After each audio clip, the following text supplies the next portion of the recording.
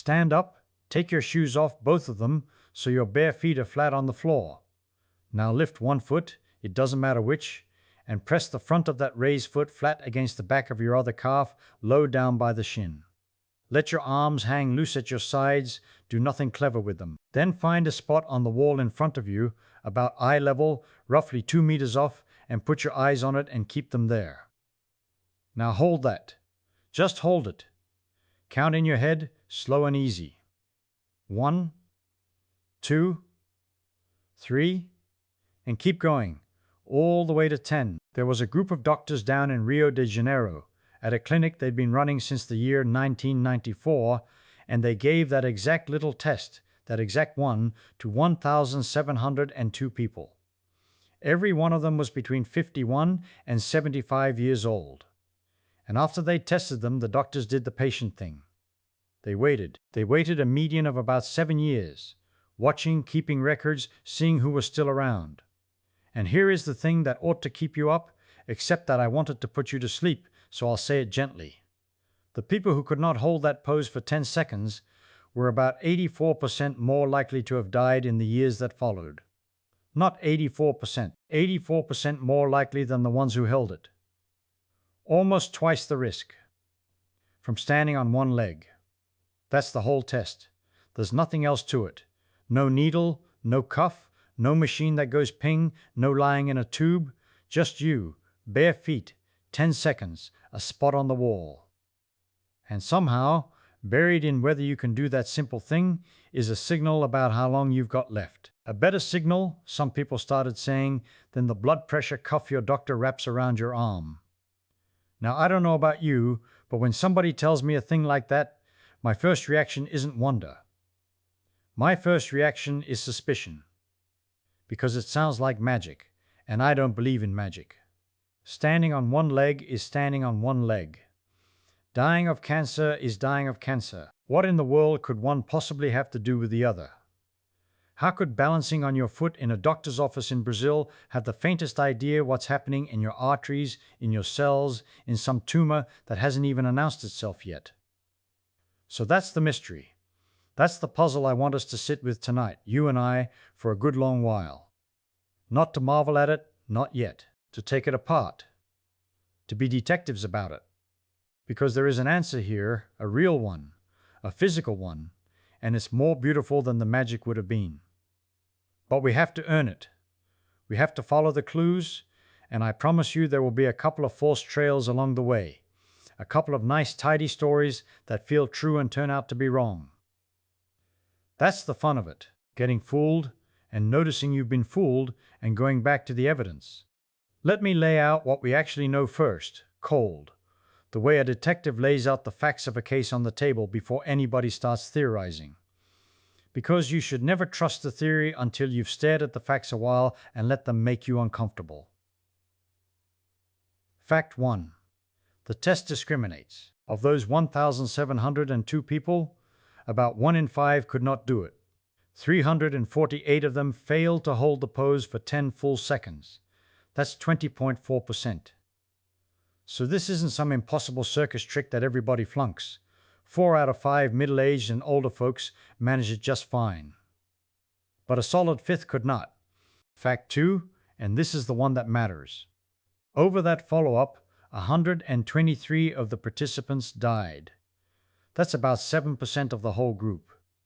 But they weren't spread out evenly. Among the people who passed the balance test, only 4.6% died.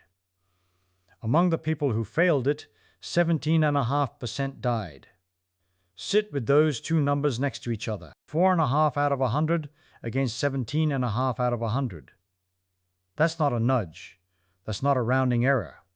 That's nearly 4 times the death rate, and the only thing separating those two groups on the surface was 10 seconds on one foot. Now a good skeptic, and I want you to be one, immediately says, hold on. The people who failed were probably just older. Older people die more. Older people wobble more. You haven't told me anything except that old is old, and that's a fair objection. It's exactly the right objection. So the doctors did the obvious thing. They adjusted for age. They asked, in effect, take 2 people the same age, and let one pass and one fail, now what's the difference in their risk? And the failing still carried nearly double the danger. Then they went further, because doubling could still be hiding something. Maybe the failures were fatter or sicker in some way they could measure. So they scrubbed the numbers for age, and for sex, and for body mass index, and then for a whole shopping list of diseases these people already had. Diabetes, coronary artery disease, high blood pressure, high cholesterol, obesity. They controlled for every one of those, mathematically set them aside, and asked again, is there still a signal left in the balance test after all of that is accounted for? There was. After all of it, the failing group still carried what the statisticians call a hazard ratio of 1.84, which is a dry little way of saying that even between two people of the same age, the same sex, the same weight, carrying the same diagnosed illnesses, the one who couldn't stand on one leg was about 84% more likely to die over the next 10 years. And the confidence interval, the range they were sure the real number lived inside, ran from 1.23 to 2.78, and the probability that this was just a fluke of the data came out less than 1 in 1,000. So the balance test is not just telling us who is old, and it is not just telling us who is sick in the ways we already know how to measure. It is carrying its own information, its own private knowledge, something none of the usual instruments were catching. That's the whole reason we're here. If the wobble were just a stand-in for age, or just a stand-in for diabetes, there'd be no mystery. We'd shrug and go to bed. But it isn't.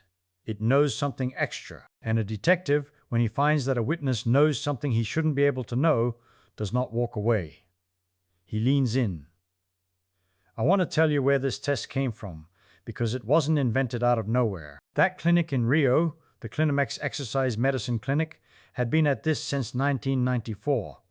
More than a decade and a half of collecting people, measuring their fitness, tracking their hearts, and quietly, patiently recording who lived and who didn't.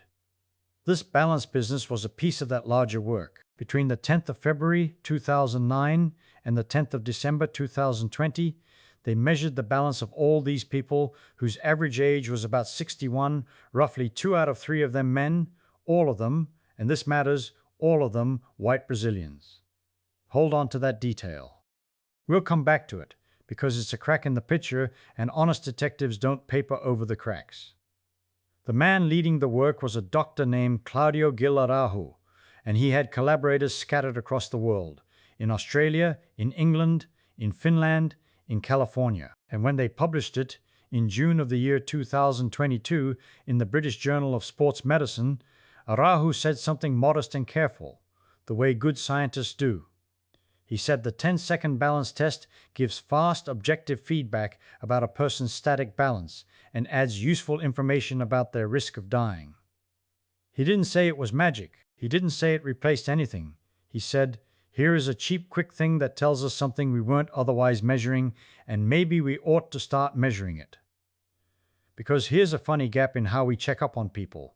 When you go get a physical, they measure your blood pressure. They might measure your grip, your flexibility, they'll ask about your heart and lungs, they'll run you on a treadmill if they're thorough. But balance? Standing on one leg? Almost nobody checks it. It falls through the cracks. And these doctors were saying, look, this thing that nobody bothers to measure might be one of the loudest signals in the room if we'd only listen to it. So that's our case. A 10-second pose. A fifth of people can't do it.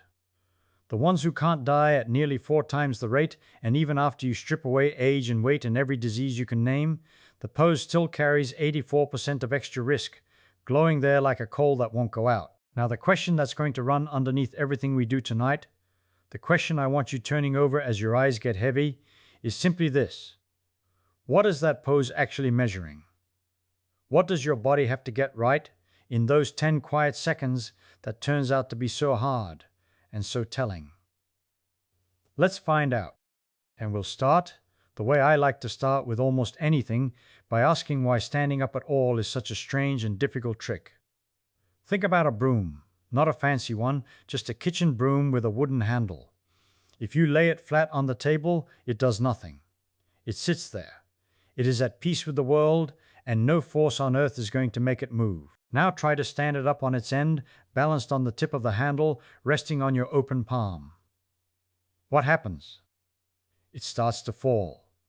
And here is the thing that surprises people when they really sit with it. The broom is not sometimes falling and sometimes not. The broom is always falling. From the very first instant, the moment it leaves true vertical by even a hair, gravity has got hold of it. And gravity is patient and relentless and never once takes a break. The only reason the broom stays up on your palm is that you are moving your hand, constantly, cleverly, sliding it underneath the falling top, chasing the tip of the fall over and over faster than you can think about it. Stop moving your hand for half a second, and down it comes. Balancing is not a state of rest. Balancing is a chase. It is a fall that you keep interrupting. Now I want you to understand something a little unsettling. You are the broom. When you stand up, quietly, doing nothing at all, feeling as still as a fence post, you are that broom balanced on a palm. The palm is your ankles. The long wooden handle is your whole body. And the tip that keeps trying to topple is somewhere up around your belly where most of your weight is gathered. The physicists who study this have a name for the picture. They call it the inverted pendulum. An ordinary pendulum, like the one swinging in a grandfather clock, hangs down from a pivot and it is beautifully stable. Nudge it and it swings right back to hanging straight down, because down is where it wants to be. But turn that pendulum upside down, balance it on top of its pivot instead of hanging it below, and everything flips. Now straight up is where it least wants to be. Every direction is downhill. Any lean at all, and it runs away from vertical, faster and faster, gathering speed as it goes. That is what your body is. A heavy weight, held up high, balanced on a little hinge down at the floor. Let me put some numbers on it, because the numbers are where the trouble hides. When the people who measure these things model a person standing, they place the center of mass, the single point where you could imagine all your weight bundled together, at roughly 9/10 of a meter above the ankle joint. A little under a meter, about the height of a kitchen counter. So picture that, almost a full meter of you, most of your mass, perched up in the air over a hinge no wider than your ankle. And the moment you lean, gravity begins to twist you. The engineers measure that twist, that toppling push, and they find it comes to something like 10 Newton meters for every single degree you tilt away from straight up. 10 Newton meters per degree. Do not worry too much about the unit. Just hold on to the shape of the idea. Lean 1 degree, a tilt so small a friend watching you could not even see it, and gravity is already leaning on you with a real measurable torque, trying to fold you toward the ground. Lean 2 degrees, and the push roughly doubles. The further you go, the harder it shoves, and the harder it shoves, the faster you go further. That is the runaway. That is why up is the dangerous direction. So how do you not fall? Your first guess, and it is a very good guess, is stiffness. Your ankle is not a loose hinge. It is wrapped in tendons and muscles and tough tissue, and all of that acts like a spring. Lean forward, and the spring pulls you back. Maybe, you think, maybe the spring is just strong enough to hold you. It is a lovely idea, and it is wrong, and we know exactly by how much it is wrong. The stiffness of the ankle, all that passive springiness with no thinking involved, comes to somewhere between 12 and 15 Newton meters per degree. And the toppling torque from gravity, remember, is about 10. So the spring wins. Barely. The margin is thin, uncomfortably thin, like a checkbook where the money coming in only just covers the money going out, with almost nothing to spare. And into that razor-thin margin comes the sway, the little movements, the breath in your chest shifting your weight, the blood pumping, the tiny drift of a body that is never truly still. The spring alone cannot cover it. If your ankles were the whole story, if you were just a weight on a passive spring, you would wobble past the edge and topple. Passive stiffness is not enough. Something has to be actively catching you. Something has to be the moving hand under the broom. And that something is your nervous system, running a chase you have never once noticed. Here is a fact that took clever experiments to pin down, and I love it because it is so quietly strange. When a person stands as still as they possibly can, feet together, trying to be a statue, the body does not hold still. It sways. It drifts. The whole tower of you rocks gently back and forth and side to side, wandering somewhere between 1/2 degree and 5½ degrees off vertical. And it does not wander in a nice, regular back and forth rhythm like a metronome. It drifts unstably, wandering off in one direction, leaning further and further for about 1 second, on average, before the body seems to notice and hauls itself back the other way. 1 second of quiet falling, then a correction. 1 second of drift, then a catch. Over and over, all day long, every moment you are on your feet, and you have never felt a bit of it. You think you are standing still. You are actually falling, catching, 100,000 times a day, and your brain has been kind enough to keep the whole frantic business a secret from you. Now sit with why that 1 second number matters so much, because it is a clue, and a good one. Why does the body wait about a second before it corrects? Why not catch the lean the instant it begins? The answer is that catching a fall is not free and it is not instant. A signal has to travel. Your body has to first sense the lean, then send word up to the brain, then the brain has to decide what to do, then send the command back down the long nerves to the muscles, then the muscles have to actually contract and pull. All of that takes time. Not much time, a fraction of a second. But in a runaway fall, a fraction of a second is an eternity. And here is the part that turns a simple balancing act into something almost miraculous. If your brain only reacted to a lean after it had already happened, it would always be too late. By the time the signal made its round trip, the fall would have gotten worse and the correction would arrive to fix a problem that had already grown. You would forever be chasing a fall you could not catch, like trying to steer a car by looking only in the rearview mirror. So your brain does not react. Your brain predicts. It runs a little model of you, a guess about where your body is heading, and it fires the muscles before the fall gets bad, aiming the correction not at where you are, but at where you are about to be. It leads the target, the way a good outfielder does not run to where the ball is, but to where the ball will land. This is what the physicists mean when they say, in their dry way, that passive stiffness is insufficient and active predictive neural control is required. Strip away the jargon and it is a wonderful thing they are telling you. To stand still, truly still, you need a brain that can see a fraction of a second into the future. You need a machine inside your skull that is constantly imagining the next instant of your own falling and moving to head it off. Quiet standing, the most boring thing a person can do, the thing we do while waiting in line and thinking about nothing, is secretly one of the most sophisticated predictive computations your body ever performs. And it never stops. And you never thank it. Which brings us, gently, to the edge of the real puzzle. Because so far I have been describing you standing on 2 feet, 2 ankles, 2 springs, a nice wide base with your weight shared between them. That is the easy version. That is the training wheels. And even the easy version we have just seen is a running miracle of prediction and correction happening below the floor of your awareness. So now ask yourself the question that those doctors in Rio were really asking. The question hiding inside a 10-second pose. What happens the moment you take 1 foot off the ground? What happens when you throw away half your base, hand the whole falling tower to a single ankle, and ask that lonely little hinge and the predicting brain above it to do the whole job alone? That is where the margin gets thinner still. That is where the quiet troubles start to show, and that is exactly where we are going next. So let us do it slowly, in our minds, the way you would take apart a clock to see what makes it tick. You are standing on both feet. Picture the floor under you as a little island. When both feet are down, that island is fairly generous. It runs from the back of one heel to the front of the other toes and side to side across the whole width of your stance. Your falling tower is allowed to wander a bit inside that island, and as long as the point directly under your center of weight stays somewhere on the island, you do not fall. You just sway. You correct. You sway the other way. It is a lazy, forgiving game. Now lift 1 foot. Press the front of that free foot softly against the back of your other calf, arms resting at your sides, eyes settled on a spot on the wall about 2 meters off. And notice what just happened to the island.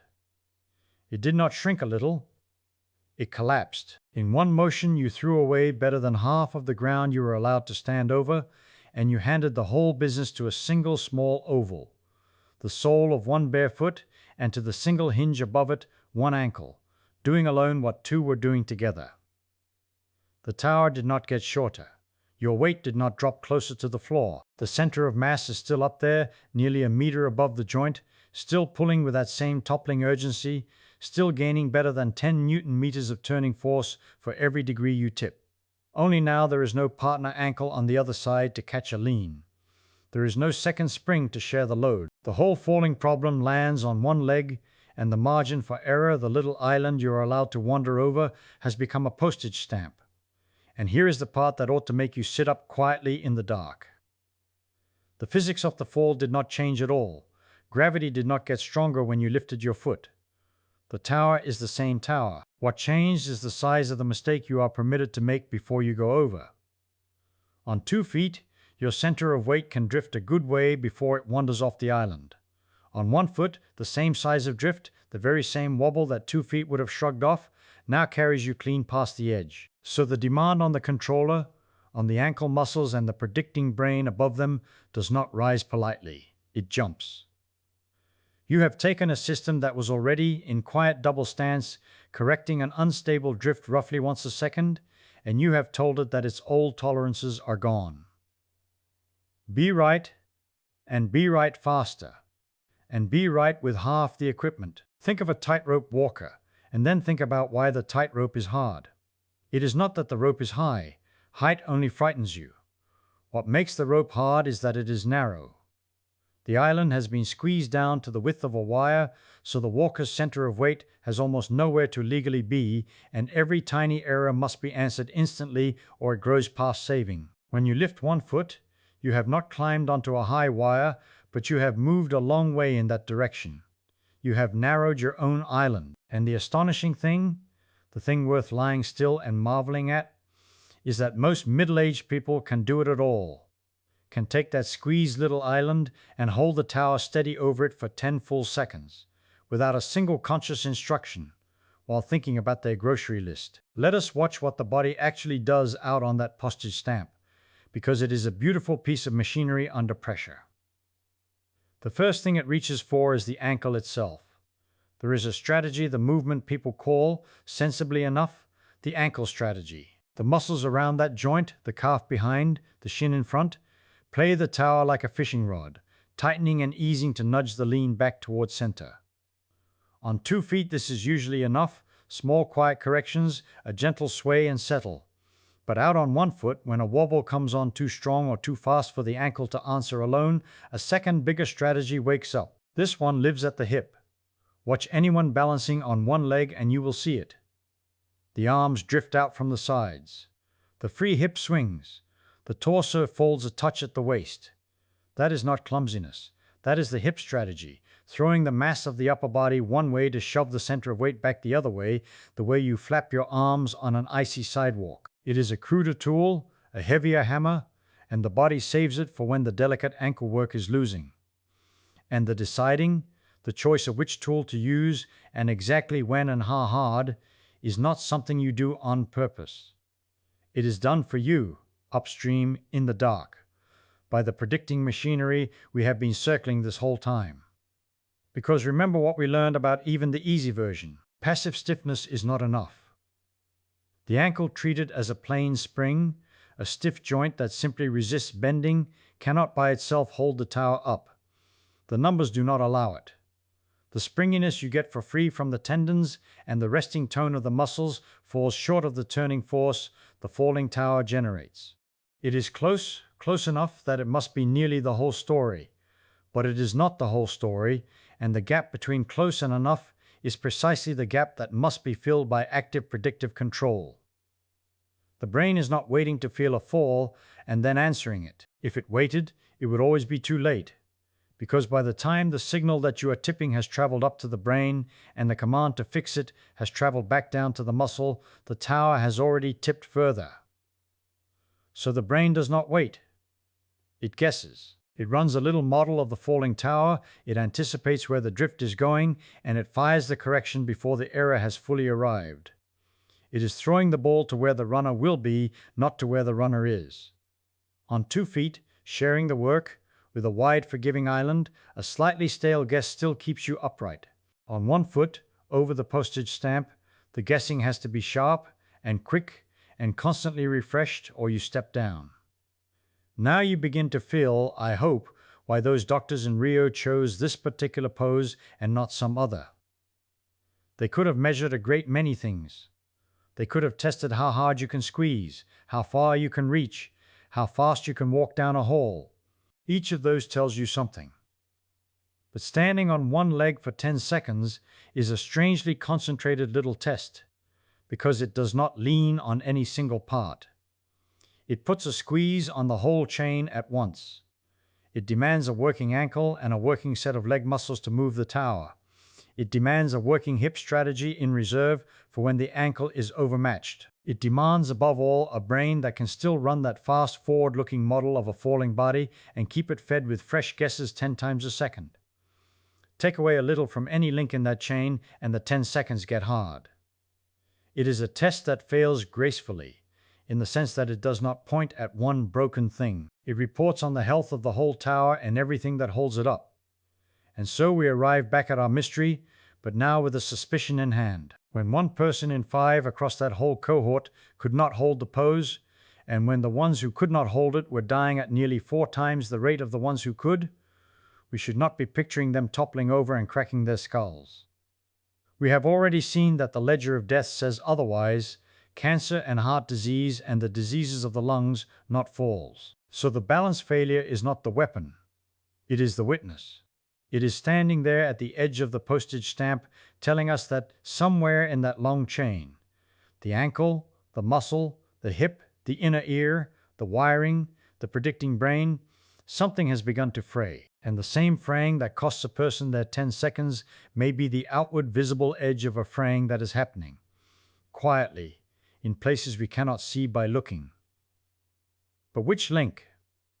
That is the honest next question, and it is a good one, because the chain has several links, and a clue that could come from any of them is not yet a solved case. We have named the inner ear. We have named the muscles and the springs and the joints. We have named the cerebellum, that dense little computer at the back of the skull, quietly doing arithmetic it never bills you for. Any of them could be the weak link. Perhaps all of them. So before we can say what the 10-second test is really reading, we have to walk the chain link by link and ask of each one, what does it contribute and what happens to it as the years go by? Let us start where the trouble arguably starts earliest and hides best, in a pair of organs no bigger than marbles, buried deep in the bone beside each ear, keeping a running account of gravity itself. Picture 2 little chambers, each about the size of a marble, sitting in the hardest bone you own, the bone around the ear. Inside each one there is a small patch, a kind of shelf, and on that shelf lies a soft jelly, and resting on the jelly, like pebbles scattered on a bed of pudding, are tiny crystals of calcium. Little stones. The Greeks would have called them ear stones, and that is more or less what we still call them. And underneath the jelly, poking up into it like blades of grass under a rug, are hair cells. Not hairs like the ones on your head. These are cells, living cells, each wearing a tuft of fine bristles on its crown, and those bristles are wired straight into a nerve that runs to the brain. Now here is the whole trick of the thing, and it is a beautiful trick, so let me go slowly. When you tilt your head, the little stones want to slide. They are heavier than the jelly around them, so gravity tugs them downhill, and they drag the jelly with them just a touch, and that drag bends the bristles. And a bent bristle is a signal. Bend it one way, the cell shouts a little louder to the nerve. Bend it the other way, it hushes. That is all it is. A patch of stones on jelly over a lawn of living hairs, reporting to your brain, moment by moment, which way is down. You have never once in your life had to think about which way is down. You have never had to work it out. These marbles work it out for you thousands of times a second, and they have been doing it since before you were born, without a day off, without a word of thanks. That is one half of the apparatus. The other half sits right beside it, and it does a different job. Instead of sensing the steady pull of gravity, it senses turning. Rotation. Imagine three little loops of tube, three rings, set at angles to one another, roughly like the three faces meeting at the corner of a room. Floor and two walls. Each ring is filled with fluid, and each has a little gate in it, a soft flap with more hair cells at its base. When you spin your head, the fluid in the ring lags behind for an instant, the way coffee sloshes and swirls a beat after you stop stirring it. That lagging fluid pushes on the gate bends the hairs, and the brain is told you are turning this fast in this direction. Three rings at three angles so that any twist of the head in any direction gets caught by at least one of them. Nod yes, one ring feels it. Shake your head no, another ring feels it. Tip your ear toward your shoulder, the third. Together they give you a full account of every rotation your skull performs. So you carry on each side of your head a complete little instrument of orientation. The stones report the steady down, the rings report the turning, and the whole business is passive, elegant, and utterly quiet. You do not hear it working. It shares a nerve with your hearing, it lives in the same bony neighborhood as your hearing, but it makes no sound of its own. It just tells the truth about gravity and motion, all day, every day, for decades. And that word, decades, is where the case turns cold and interesting, because these instruments do not last forever. And they do not fail all at once, and they do not fail loudly. They fade. They lose their reporters one by one, so gently that you would never notice a single loss, only the sum of many. Let me give you the numbers, because the numbers here are not vague hand-waving. Somebody sat down and counted. Take those three rings, the ones that sense turning, and look at the little gates full of hair cells inside them.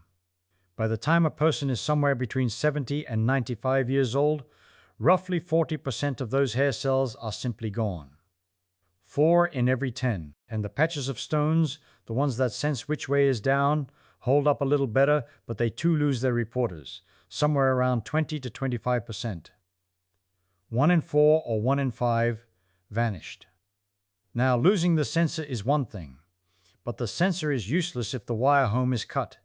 And the wires are fading too. The nerve that carries all this news from the ear to the brain, count its individual fibers, and by the age of 75 to 80, you find that about 40% of them are gone as well.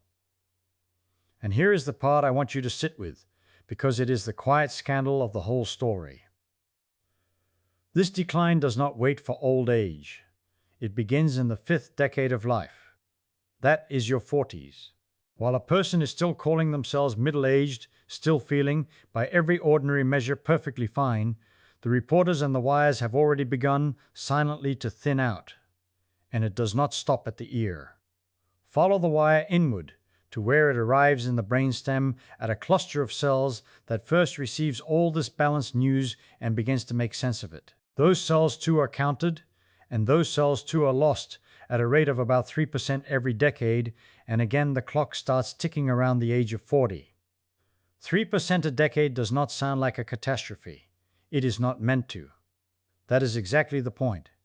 It is a slow leak, not a burst pipe. But run the leak for 30 years and the arithmetic adds up to something you can measure in a doctor's office with nothing but a stopwatch and one raised foot. You might reasonably ask, does any of this actually show up in real people, or is it just a story told by counting cells in a laboratory? So let us look at real people. Test the balance organs of everyone over the age of 70, and you find that 80 to 90% of them, the great majority, show some measurable trouble in those turning sensing rings. 8 or 9 out of 10. And about half of them show trouble in the stone patches, the ones that sense down. Half. And it starts even earlier than 70. Test people just over 40, and already about 35%, better than 1 in 3, show some sign of a fading balance organ. 1 in 3, at an age when most people would swear their sense of balance is perfectly intact, because nothing has yet forced them to lift a foot and hold still for 10 seconds with their eyes fixed on a spot 2 meters away. And that is the sly thing about this whole apparatus. It fails without symptoms for a very long time, because the brain is a marvelous cheat. When one source of information starts to slur its words, the brain leans harder on the other two, on the eyes and on the sense of where your limbs are, and it papers over the gaps so smoothly that you feel nothing at all. You walk down a lit hallway, your eyes doing extra work, your feet reading the floor, and the failing marbles in your head are quietly carried by their colleagues. You feel fine. You are fine.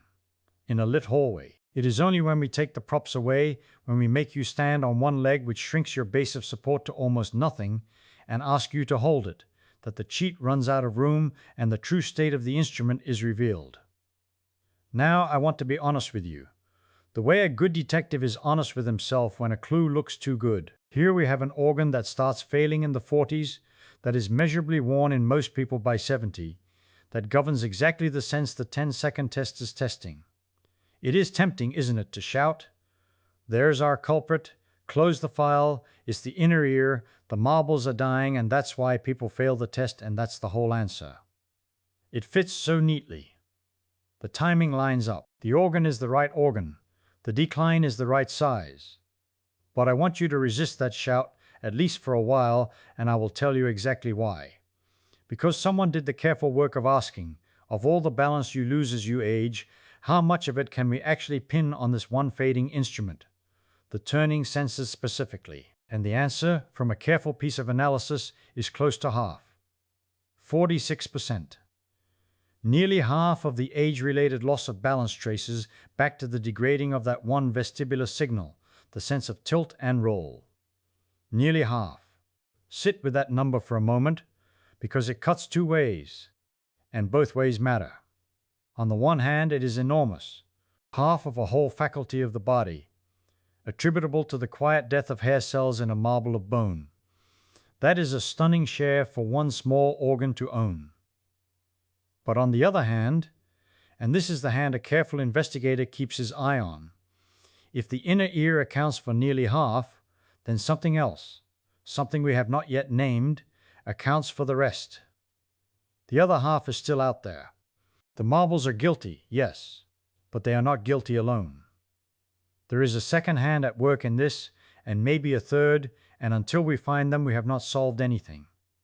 We have only convicted the most obvious suspect, and any policeman will tell you the most obvious suspect is exactly the one you should trust the least. So let us not close the file, let us do the harder thing. Let us hold the inner ear responsible for its share, set it aside with respect, and go looking for whatever owns the other half. And to find it, we have to leave the ear behind and follow the signals inward, deeper, to the place where all of this information, from the marbles and the rings and the muscles and the eyes, finally arrives and gets added up. Now follow me inward. Leave the ear, leave the muscles, leave the eyes, and travel along the nerves toward the back of the skull, to a small, wrinkled, cauliflower-shaped lump tucked underneath the great domed brain.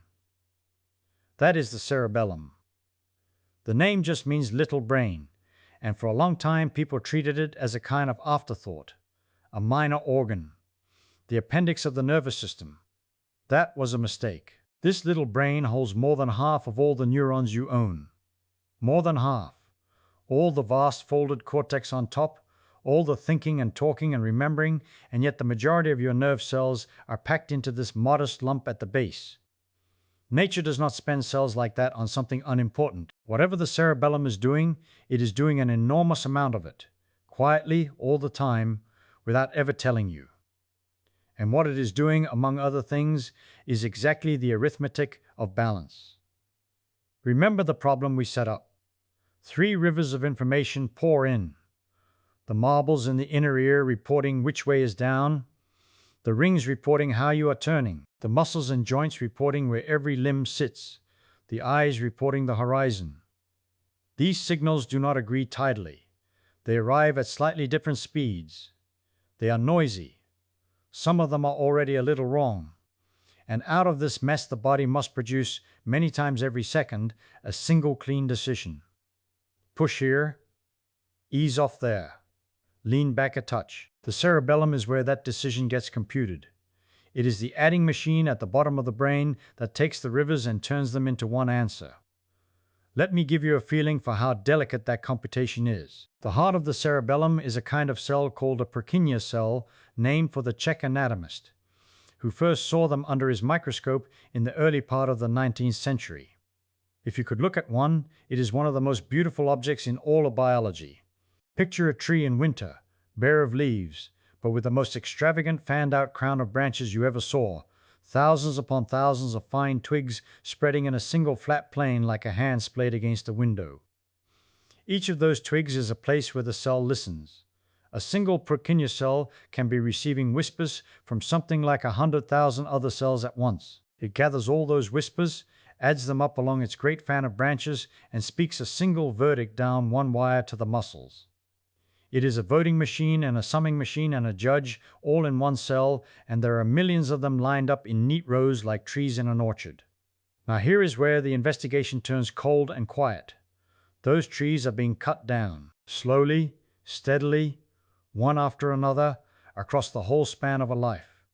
When people counted them carefully, in a large study of a great many normal human brains, ordinary brains, not sick ones, they found that the density of Purkinje cells falls by roughly 4.2% every decade. Not from disease, just from living. Every 10 years, about one tree in 25 is simply gone from the orchard. And they found something even more haunting than the missing trees. Around each Purkinje cell there is a woven cradle of fibers from other neurons, a kind of basket that wraps the base of the cell where it sends out its verdict. When the Purkinje cell dies, the basket does not always die with it. It stays. An empty basket, still woven, still waiting, but with nothing inside it. The trees are gone, and the cradles that held them remain, rocking nothing. And the count of these empty baskets rises by about 12.5% per decade. The orchard is not just thinning. It is filling up with the ghosts of the trees that used to stand there. So think about what that means for our problem. The inner ear was sending fewer and fewer reliable signals. We saw that. 40% of the hair cells in the rings gone by old age, the nerve fibers thinned by another 40%, the little relay stations in the brainstem losing 3% of their cells every decade past 40. That was bad enough. But now we find that the machine those degraded signals are flowing into, the adding machine that is supposed to make the best of a bad situation, is itself quietly hollowing out at the same time. The information coming in is poorer, and the computer trying to use it has fewer working parts. Two failures, stacking hand over hand, each making the other worse. This is why balance does not decline gently and then suddenly collapse. It erodes on two fronts at once, the senses and the calculator together, and the 10-second test is simply the moment the combined loss finally shows on the outside. But wait, I promised you we were hunting for the other half of the guilt, the share that does not belong to the inner ear. And now I have handed you a second suspect, the cerebellum thinning its orchard year by year. Is that our missing culprit? Is that the rest of the story? For a moment it looks tempting. It fits. Bad senses plus a bad calculator equals a wobbly old body. Case closed, perhaps.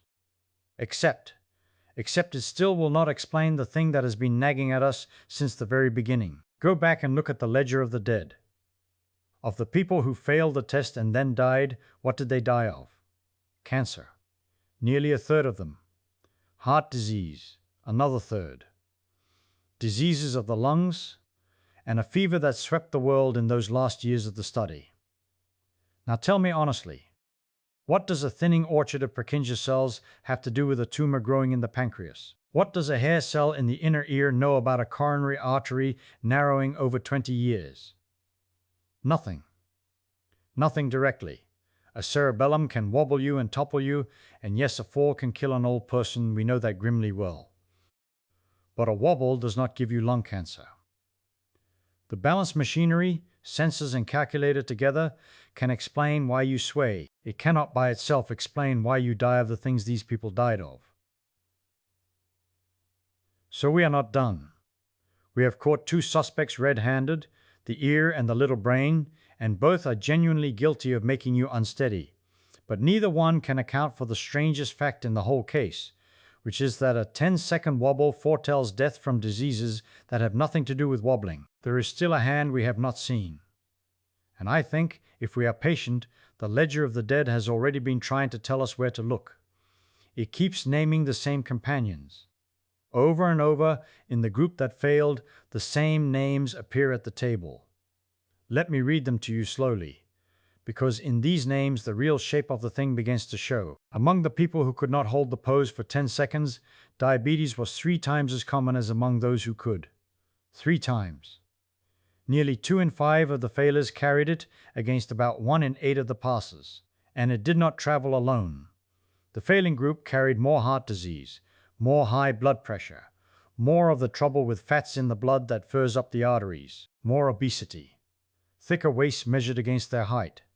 It is as if, when you sort people by a single 10-second test of standing on one foot, you have somehow, without meaning to, also sorted them by the state of their blood, their vessels, their sugar, their whole quiet inner weather. Now that is a very peculiar thing for a balance test to do. We set out to measure a wobble. We thought we were probing the inner ear and the cerebellum, the senses and the calculator. And instead the test keeps handing us a portrait of the arteries and the metabolism. How can standing on one leg possibly know about your blood sugar? There is no nerve that runs from the pancreas to the ankle. The marbles in your ear have never once tasted glucose. And yet the connection is there in the numbers. Stubborn, threefold, refusing to go away. This is the thread I want to pull now, gently, because I think it leads to the center of the whole mystery. We have been assuming, without quite saying so, that balance is a local affair, a matter of the ear and the brainstem and the little brain wired to the muscles of the leg. A closed circuit. But what if it is not closed at all? What if standing on one foot is not really a test of the balance organs, but a test of everything the balance organs are made of, and fed by, and built upon? A nerve needs a blood supply.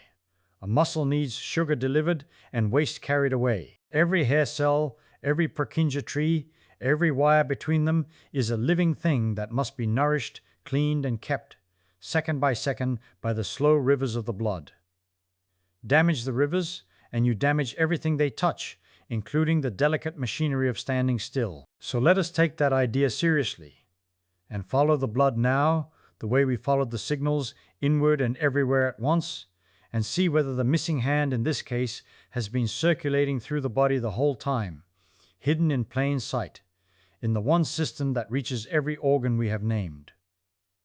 Think about what blood actually is for a moment, not the poetry of it, not the red drama of it, just the plain job it does. It is a delivery surface and a garbage truck running on the same route, and the route never closes.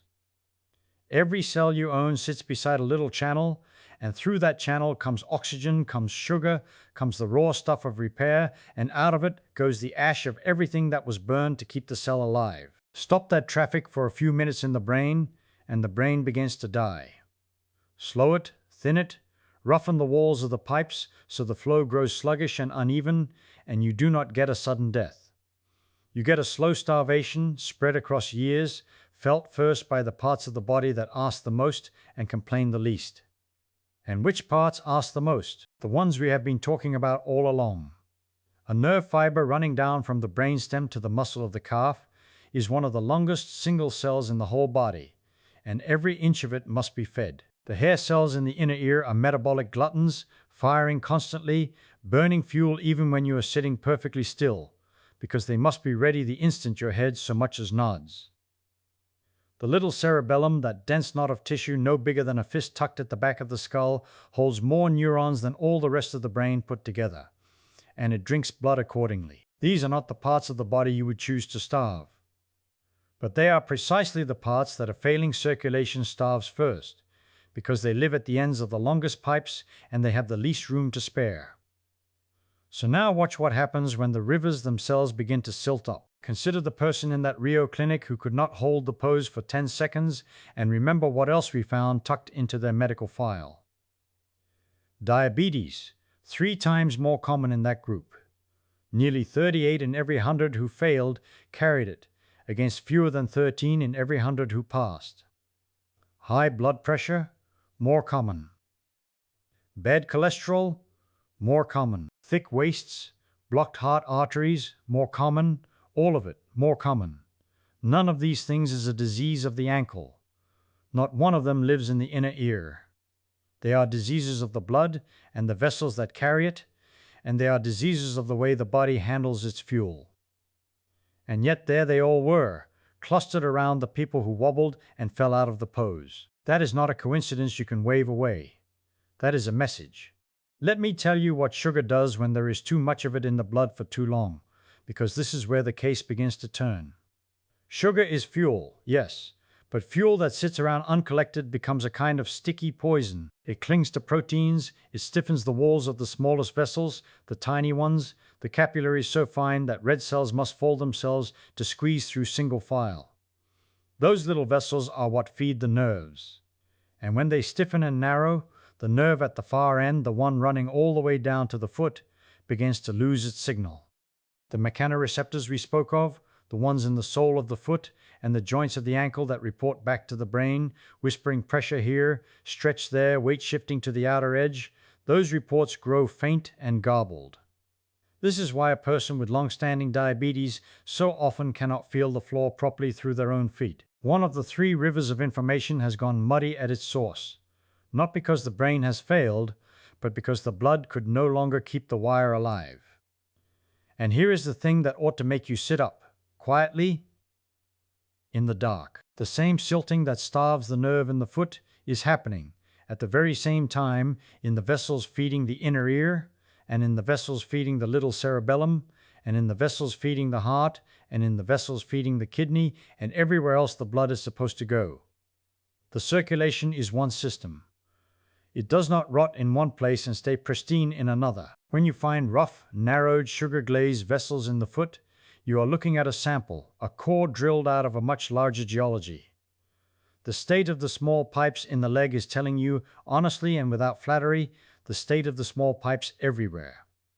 So follow that thought to where it leads. If poor balance is partly the sign of a starved and miswired sensory system, and if that starvation comes from a failing circulation, and if that same failing circulation is quietly narrowing the vessels of the heart and thickening the walls of the arteries and choking the fine capillaries of every organ at once, then the wobble on one leg is not really about the leg at all. The wobble is a window.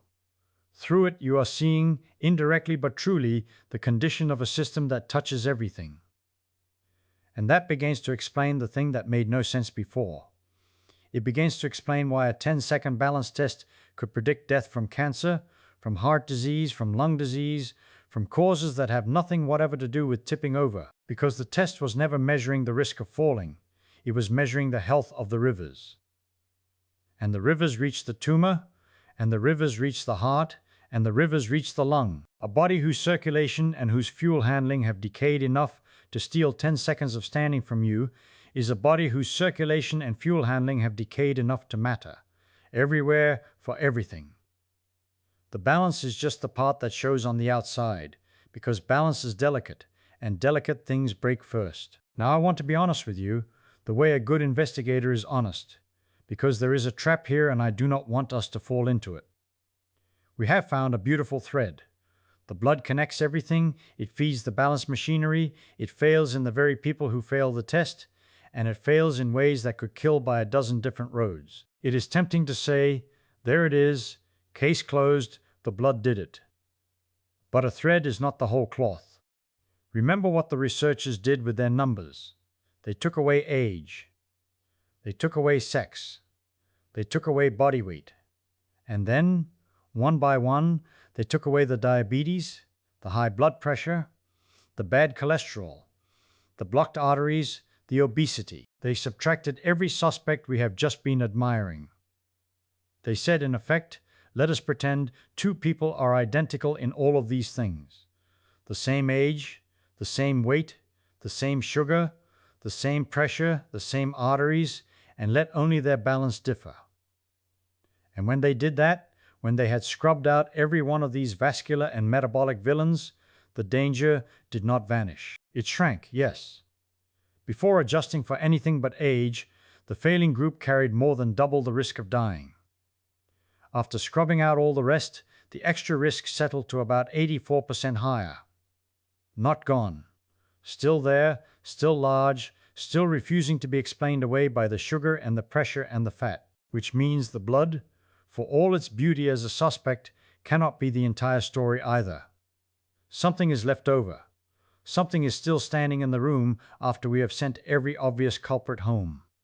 The balance test knows something that diabetes and blood pressure and cholesterol, all measured, all accounted for, do not fully capture. That is the strange and wonderful residue at the bottom of this whole investigation. We have chased the falls and found they were not the answer. We have chased the inner ear and found it was only a piece. We have chased the little brain and its dying trees, and the muscles and their fading strength, and now the blood and its silting rivers, and every one of these has turned out to be real, to be part of it, and yet none of them, alone or even added together, has swallowed the whole effect. There is a stubborn something left over, a signal in the wobble that our list of known dangers does not contain. So we are left with the deepest question of all, the one the whole case has been circling toward from the first 10 seconds. What is that leftover something? What does the act of standing on one foot measure that a doctor's entire panel of tests, the sugar and the pressure and the weight and the arteries, somehow misses? To answer that, we have to stop thinking about any single organ. We have to stop asking which part is broken. We have to step back far enough to see the body not as a collection of pieces, but as one integrated performance, a whole orchestra keeping time, and ask what it really means when that orchestra can no longer hold a single quiet note for the space of 10 slow breaths. Picture a great symphony hall, the players all in their seats, and the conductor lifts his hands, and for one long moment the whole room holds a single soft note. Not a loud one, a quiet one. The kind of note that only stays in tune if every violinist, every cellist, every oboe is listening to every other one, adjusting, breathing together. Now imagine one lamp in the back of the hall begins to flicker. Then a violin string, very slightly, goes flat. Then a cellist's hand begins to tremble, just a little, from age. None of these things by itself ruins the note. But hold that note long enough, 10 slow seconds, and every small failure in the room gets a chance to show itself. The wobble you hear is not the flute alone, and not the lamp alone. It is the sound of the whole orchestra no longer able to agree. That, I think, is the closest thing I have to an honest answer for what standing on one foot really measures. It is not a test of your ankle. It is not a test of your ears. It is a test of the agreement between all of them, held under strain for just long enough that the disagreement becomes visible. Let me make that idea sharper, because it matters, and it is easy to say in a fuzzy way and much harder to say cleanly. When you stand on one leg, you are asking the body to solve a hard problem in real time, over and over, many times a second. The problem is this: the center of your mass is sitting nearly a meter up in the air, a little under 940 millimeters above the ankle, and it wants to fall. Every degree it tips, a torque of about 10 Newton meters starts pulling it further over. The ankle by itself, with its stiffness of only 12 to 15 Newton meters per degree, cannot hold that. The arithmetic does not close. The passive springiness of the joint is simply not strong enough to win the argument against gravity. So the standing is not passive at all. It is a prediction. The nervous system is constantly guessing, a fraction of a second ahead, which way the fall is about to go, and firing the muscles to catch a fall that has not happened yet. Think about what a strange and marvelous thing that is. You are not reacting to having tipped. If you waited until you felt yourself tipping and only then responded, you would be too late. Every time, and you would topple. You are reacting to a tip that your brain has forecast, the way a sailor leans into a gust of heartbeat before it truly arrives, reading it in the water and the sky. The quiet stillness of a person standing on one foot is one of the most active pieces of computation the body ever performs, and it is completely invisible. It looks like nothing. It looks like a person doing nothing at all.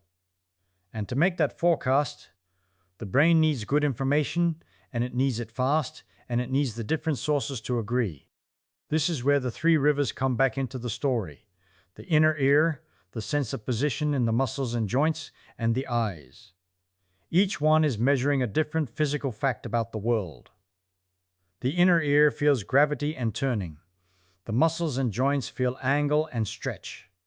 The eyes see the room holding still or sliding. In a young, healthy person, these three tell the same story, and they tell it quickly, and the brain fuses them into one confident guess about which way is down and which way you are drifting. Now age the system. Not catastrophically. Just the ordinary, quiet erosion we have been cataloging all along. The hair cells in the canals thin out, so the report from the inner ear arrives a little noisier, a little slower, a little less sure. The nerve fibers carrying position sense from the feet and ankles conduct a touch more sluggishly. The little brain at the back of the skull, the cerebellum, loses its Purkinje cells at a few percent a decade, so the machine that fuses the three rivers into one answer is running with fewer of its finest processes. Nothing here has broken. There is no diagnosis, no disease, no single failing part you could point to and name. And yet the three rivers no longer arrive at quite the same moment and no longer tell quite the same story, and the fusion is fuzzier than it was.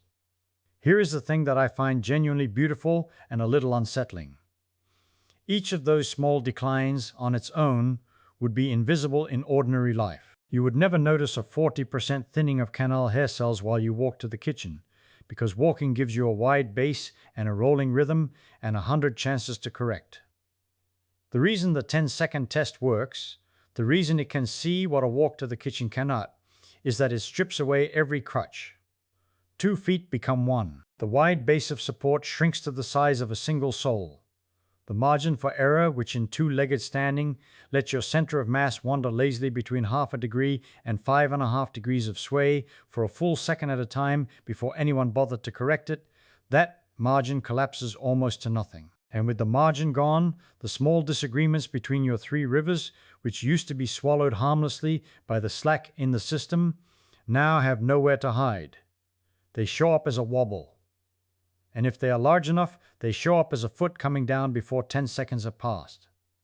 So the test is a kind of amplifier. It takes tiny, distributed, subclinical decline spread across the ear and the nerves and the little brain, and it concentrates all of it into one visible pass or fail. That is why it is such an efficient signal. It does not care which river is muddy.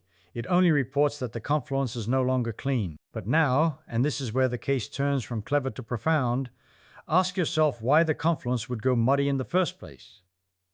Why should the hair cells thin? Why should the nerves slow? Why should the fine processes of the cerebellum quietly disappear?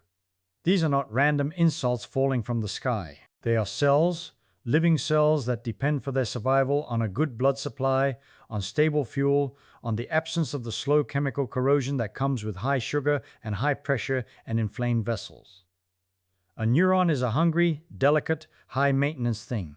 It is one of the first parts of the body to suffer when the supply lines get tangled. And the balance system is built out of some of the most metabolically demanding, most exquisitely maintained cells you own, packed into the inner ear and the brainstem and the cerebellum, all of them running full tilt all the time, just to keep you upright while you think about something else.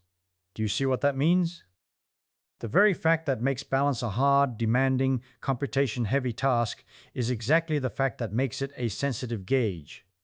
A cheap, sturdy, low-maintenance system would tell you nothing, because it would keep working long after the body around it had begun to fail. But a system this expensive to run, this dependent on everything going right underneath it, fails early and fails gracefully, tipping you off to trouble in the supply lines long before that trouble announces itself as a named disease. The wobble is an early tremor in the foundation, felt in the most sensitive instrument in the house. And now the diabetes number stops being a curiosity and starts being a keystone. Recall it. In the people who could not hold the 10 seconds, type 2 diabetes was there in nearly 38%. In the people who passed, it was there in only about 13%. 3 times as common. High blood pressure, more common. Bad cholesterol, more common. Obesity, thicker waists, all more common. Every one of those is a condition of the supply lines. Every one of them is at bottom a slow injury to the blood vessels and the nerves and the fuel supply that the balance cells depend on to stay alive and stay fast. So the failure to stand on one foot is not a separate fact sitting beside the diabetes and the pressure. It is, in part, a downstream reading of them.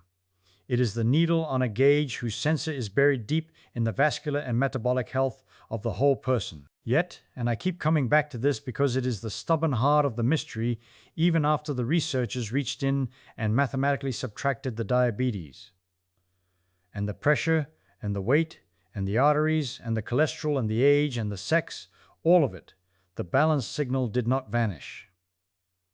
It shrank, but it stood. An 84% higher risk of dying within the decade. Still there, still significant, after every named danger had been accounted for and stripped away. Which tells us that balance is measuring the known troubles, yes, but it is also measuring something the named troubles do not fully capture. Some further, more general quantity that the sugar and the pressure only partly stand in for. I want you to sit with that gap, because we are going to spend real time in it. It is the most interesting room in the whole house. What is that leftover something, the part of the wobble that survives after every blood test has had its say? I have been calling balance a readout panel, a display showing the health of many systems at once. But a display of what, exactly, when the individual dials have all been covered over? To go further, we will have to think about a quantity that physicists and biologists both reach for when a system as a whole is running down. A quantity that has less to do with any one part and more to do with the body's whole capacity to keep itself organized against the constant, patient pull of disorder. So let me tell you what I think that leftover something is, and I want to sneak up on it. The way you sneak up on a shy animal. From the side, not head on. Think about a house. Not the frame of it, not the bricks, but the keeping of it. A house that nobody tends does not explode. It does not do anything dramatic at all. It simply, slowly, comes undone. The paint gives up its grip. A gutter sags a little, then a little more. Damp finds a corner and settles in. Nobody knocked it down. There was no single blow. There was only the ordinary patient tendency of every arranged thing to become less arranged, and the absence of somebody going around, day after day, quietly putting it back. That tendency has a name in physics, and the name is entropy. It is one of the deepest things we know, and it says something almost rude in its simplicity. Left to itself, order does not maintain itself.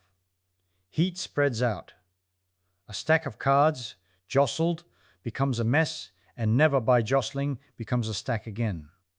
There are so many more ways to be disordered than to be ordered that disorder wins by sheer weight of numbers, not by force, by counting. It is the surest bet in all of nature. Now here is the thing that took people a long time to make peace with. A living body seems, at first glance, to be cheating at this game. You are, right now, more ordered than the soup of molecules you are made from has any statistical right to be.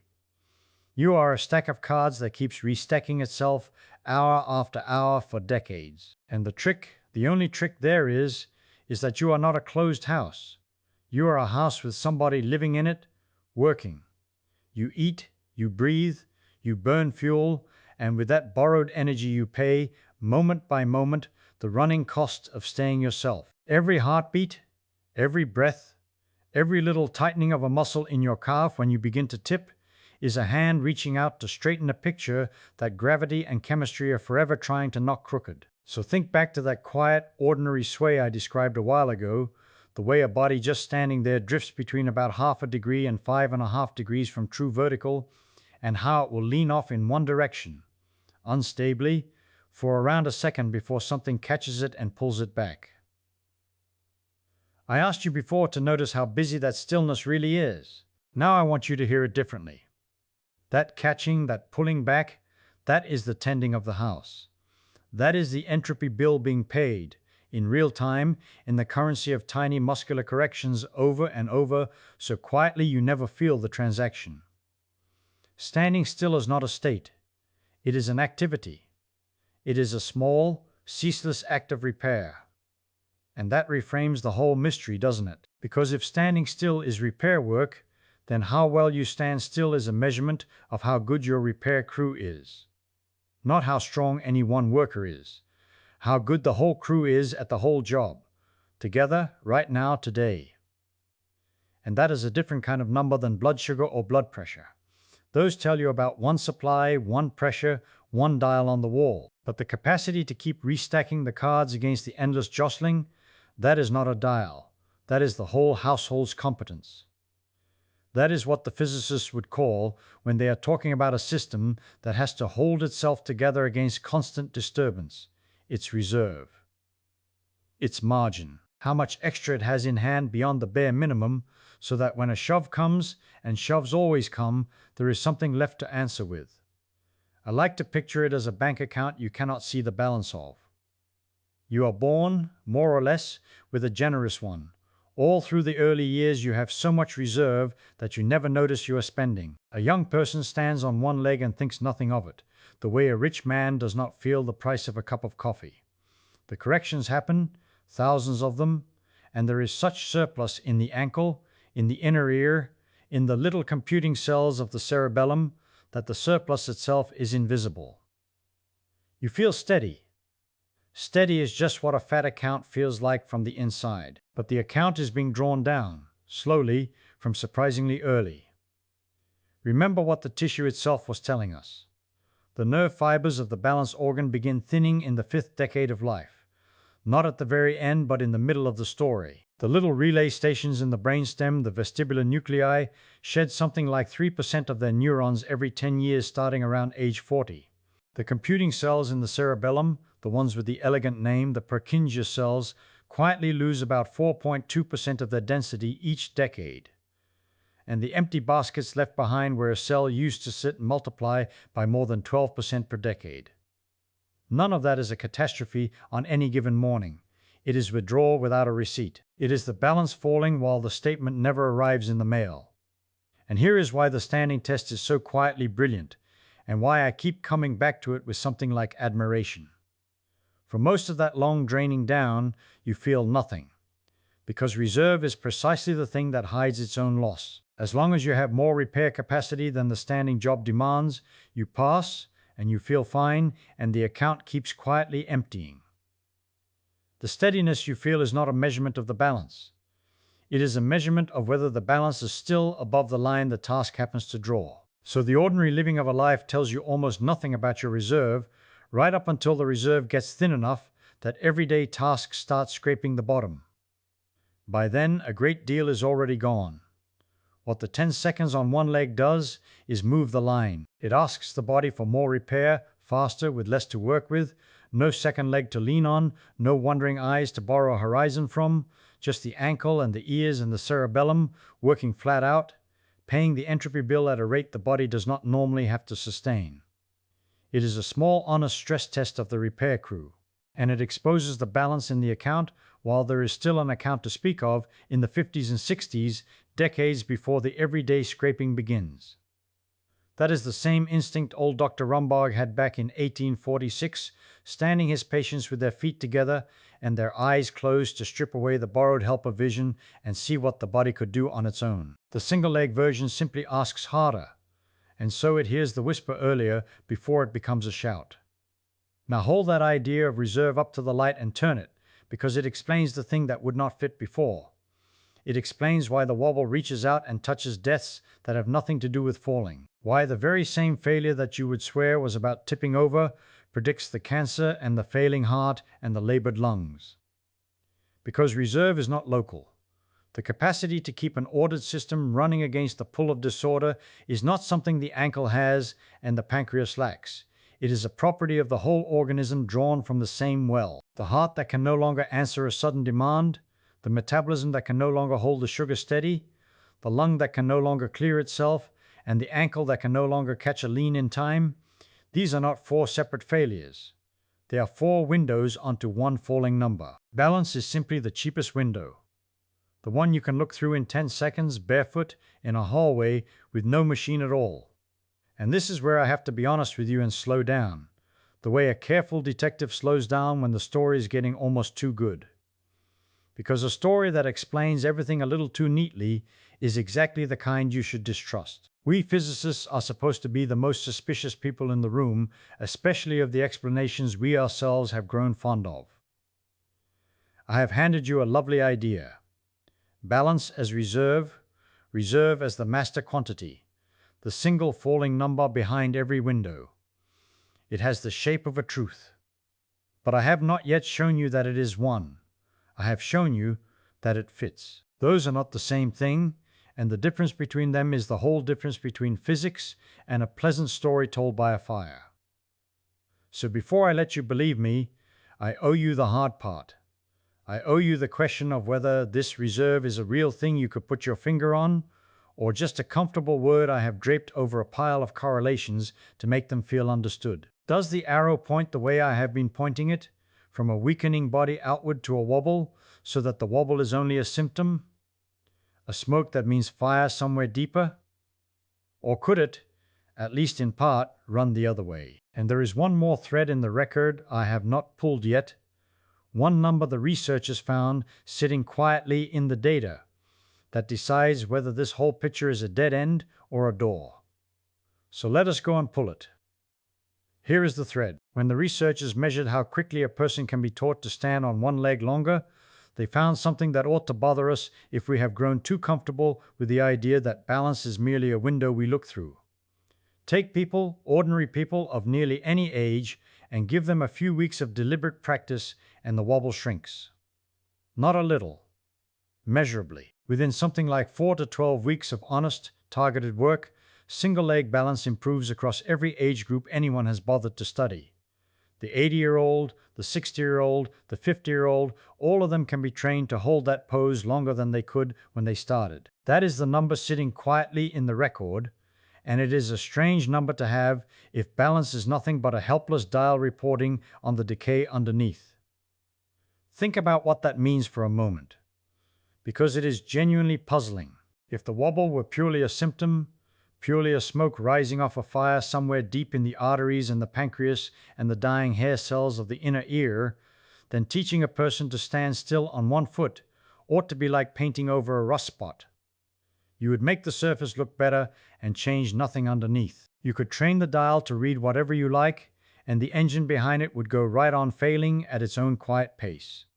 And yet here is a whole body of work, the practices they lump together under the old name Tai Chi, that when it is studied, properly cuts the risk of falling in older people by something close to 43%. 43% fewer falls from an activity that is, at bottom, the deliberate rehearsal of shifting your weight slowly from one leg to the other while paying attention. So which is it? Is the balance a readout, or is it a lever? Because those lead to completely different worlds, and I refuse to let you leave here believing one when the evidence might be whispering the other. Let me slow down and be very careful, because this is exactly the place where a pleasant story becomes a lie if you are not honest. There are two separate claims tangled together here, and they feel like one claim, and they are not. The first claim is that balance training makes you better at balancing. That one is easy. Of course it does. You practice a skill, you get better at the skill. Nobody is surprised that a person who rehearses standing on one leg can eventually stand on one leg. The second claim is the enormous one, the one that would change everything, and it is this: that improving your balance improves the thing balance was measuring. That by working on the wobble, you reach back through the window and actually repair some of the machinery on the other side. Those two claims are not the same, and the gap between them is precisely the gap I warned you about. The gap between a thing that fits and a thing that is.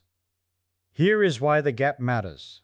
Suppose the balance test is a beautiful mirror, and in that mirror you can see the health of your inner ear, your cerebellum, your nerves, your blood vessels, your muscles, all at once, the way a doctor sees a whole storm front in one glance at the sky.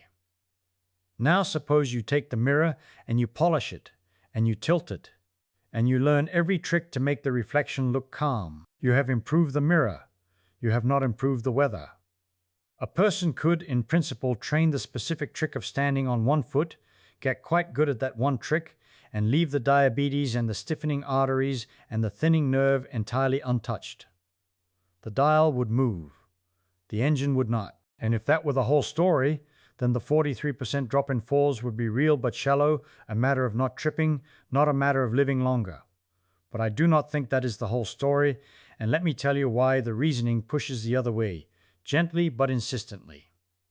Consider what balance actually is as a task for the body. It is not a trick. It is not like memorizing a card sequence. To hold yourself steady on one leg, you must, hundreds of times a second, take in the rivers of information from the inner ear and the muscles and the eyes, integrate them somewhere in the cerebellum, and fire off corrections through nerves to muscles that must be strong enough and quick enough to obey. When you train that, you are not painting over rust. You are running the whole machine, over and over, under load. And a great many of the systems that feed into balance are systems that respond to being used. The muscles grow stronger when you demand strength of them. The reflex loops sharpen when you force them to fire. The proprioceptive sense, the feeling of where your limbs are in the dark, becomes more acute the more you ask it to work at the edge of its ability. Even the vestibular system, that dying inner ear we spent so long mourning, can be coaxed through the brain's habit of leaning on whatever signals still work to recalibrate and compensate. So training balance is not like polishing a mirror after all. It is more like this. Imagine an old house with many systems. The plumbing, the wiring, the heating, all of them aging at their own rates. And imagine there were a single exercise you could do that quietly ran water through every pipe, sent current through every wire, and fired the furnace all at once every day. You would not be faking the readout. You would be exercising the very things the readout reports on. That is closer to what standing on one leg and practicing it actually does. The window and the room behind it are not so cleanly separated as I made them sound. And yet, I have to hold myself back here, because I can feel the pleasant story trying to close its hand around me again. The honest truth, the truth the researchers themselves are careful about, is that we do not have the experiment that would settle it cleanly. To settle it cleanly, you would need to take a great crowd of middle-aged people who failed the 10-second test, split them into two groups by the toss of a coin, train one group's balance faithfully for years, leave the other alone, and then wait, and count who dies and when. Nobody has done that trial. Until somebody does, the deepest version of the claim that fixing the wobble buys you years remains a reasonable hope rather than a proven fact. I will not dress it up as more than it is. That is the discipline. When we do not know, we say we do not know, and we say it plainly, and we do not let the warmth of the fire soften it into something firmer than the evidence allows. But notice what we can say. We can say that the wobble is not fixed. It is not a sentence carved in stone the day you turn 70. It moves. It responds. A person who cannot hold 10 seconds today is not simply a person marked for the exit. They are a person whose machine is running rough and, in many cases, can be tuned. Even if all the training bought you were the falls, even if it never added a single day to your life beyond preventing the broken hip that ends so many lives sideways, that alone would be worth an enormous amount. Remember what we said about falls. They are the leading cause of injury death in the old. The death rate from falls climbed by more than a fifth in just a handful of recent years. And a broken hip at 80 is very often not a broken bone that heals. It is the first domino in a line that ends far from the bathroom floor where the fall happened. So even the modest version of the claim, the version I can defend without flinching, is this. The balance test reads out the health of many systems at once. That is why it predicts so much, why it reaches past falls to touch cancer and the failing heart and the scarred lung, why it survived every adjustment the statisticians threw at it and still stood there with its 84% of extra risk intact. And separately, those same systems, or enough of them, will answer if you call on them. The reading is grim, but the reading is not the fate. Which brings me back to the fork I set before you, the arrow and its direction. I have been drawing it one way all along. From the weakening body outward to the wobble, the body as cause, the wobble as symptom, the smoke that means fire. And I still think that arrow is mostly right. But the training data whispers that there is at least a second arrow, a fainter one, pointing back the other way. Use the balance, and you exercise the body. Symptom and cause in a living animal are not always so tidally one-directional as they are in a detective's diagram. Sometimes the smoke, fanned the right way, feeds a little air back to the coals and strangely banks the fire instead of feeding it. I am not finished with this. There is still the matter of what precisely is happening in those 4 to 12 weeks when a person gets better, and whether what improves is the sensing, or the correcting, or the muscle, or all three, and what that tells us about which part of the machine has the most give left in it.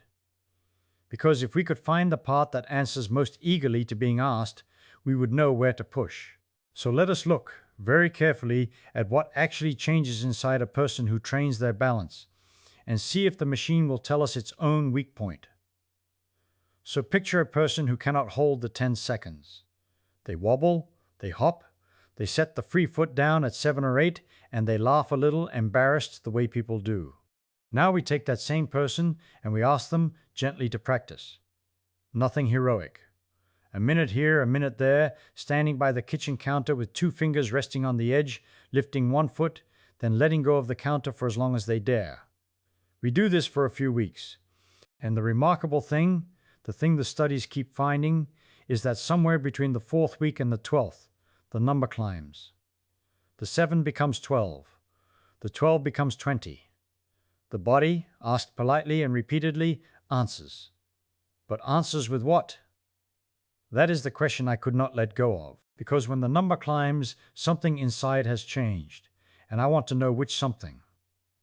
Is it that the inner ear has grown back its lost hair cells? Almost certainly not. The vestibular hair cells that vanish in the 5th decade and beyond do not, as far as we can tell, regenerate in any generous way in a grown human being. The 40% of cristae hair cells gone by the 70s do not come marching back because a person practiced by the kitchen sink.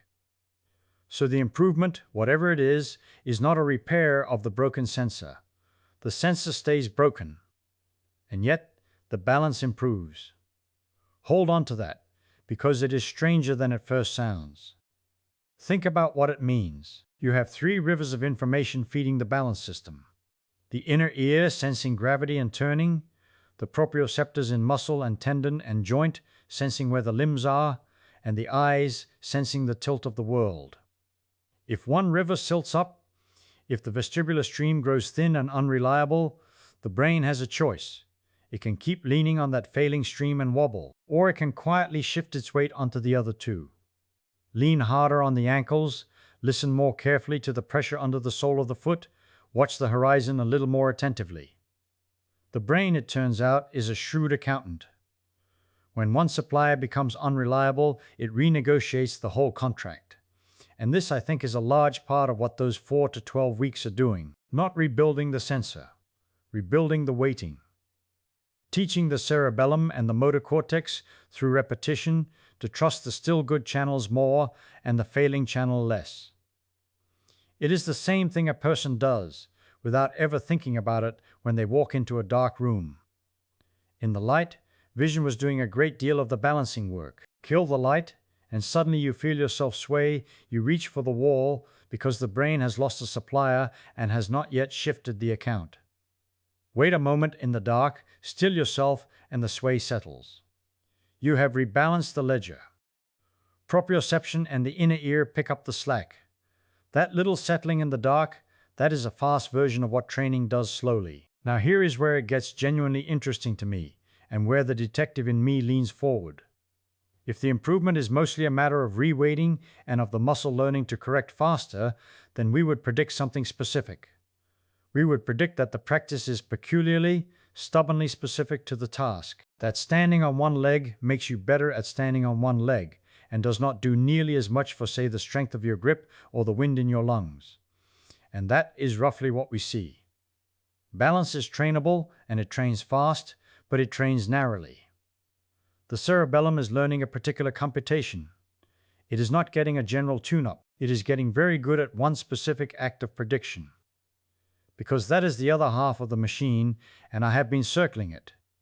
When you stand on one leg, the ankle stiffness alone is not enough to hold you. We said that. The passive springiness of the joint, 12 to 15 Newton meters per degree, is smaller than the toppling torque that gravity applies once you begin to lean, which runs around 10 Newton meters for every degree of lean and grows the more you tip. So passive stiffness buys you a little, but the rest must be active. The rest must be prediction. The nervous system has to guess a fraction of a second ahead which way you are about to fall and fire the muscle before you actually get there. It is throwing the correction before the error fully arrives.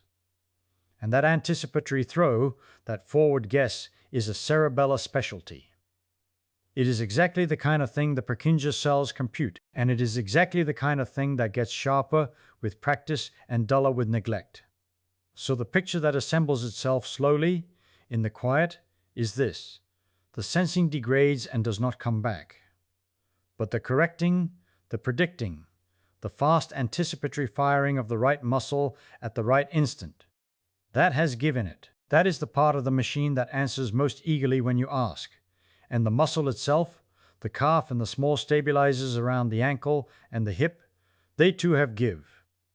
A muscle asked to work gets a little stronger, a little quicker even in the 8th or 9th decade of a life. So of the three things I wondered about at the start, the sensing, the correcting, the muscle, it is the last two that carry the improvement. The sensor is the part with the least give. The computation and the contraction are the parts with the most. And I want to sit with why that matters, because it changes how you read the whole test. If a person fails the 10 seconds and then trains and passes, we have not fixed their inner ear. The inner ear is exactly as worn as it was. What we have done is teach the rest of the system to compensate more skillfully, which means the 10-second test, taken at a single moment, is measuring the net result of a negotiation. It is measuring not just how good your senses are, but how well your brain has learned to play the hand it was dealt. Two people with identically aged inner ears can post very different times, because one has been keeping the ledger current and the other has let it lapse. This is why I keep returning to that word, readout. The number is a readout of a settlement between decline and compensation, and a settlement can be renegotiated. That is the hopeful thing hiding in a study that is, on its face, all about death.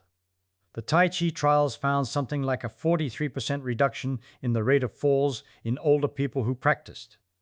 43%. That is not a small nudge. That is a large fraction of the danger. Pushed back by an old and gentle practice of shifting weight slowly from one foot to the other, of learning to feel the ground and to predict the sway. They were not regrowing hair cells in those classes. They were retraining the accountant. But let me be honest with you, because the detective who only tells the flattering half of the story is not doing his job. There is a limit to what compensation can buy, and it is a real limit.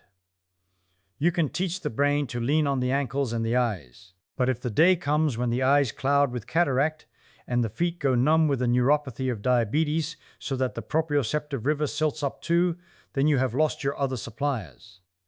The accountant has no one left to shift the debt onto. And now the failing inner ear is not one weak stream among three good ones. It is one weak stream among three weak ones. This, I suspect, is part of why the failure group in Rio was so thick with diabetes, nearly 38% of them against about 13% of the passers. Diabetes does not merely ride alongside poor balance. It attacks the very backup channels that balance depends on. It numbs the feet, it clouds the vision, it thins the small vessels that feed the nerves. So a person with long-standing diabetes is not just carrying a metabolic burden that shortens life through the heart and the vessels. They are also being quietly stripped of the sensory redundancy that lets a brain compensate for an aging ear.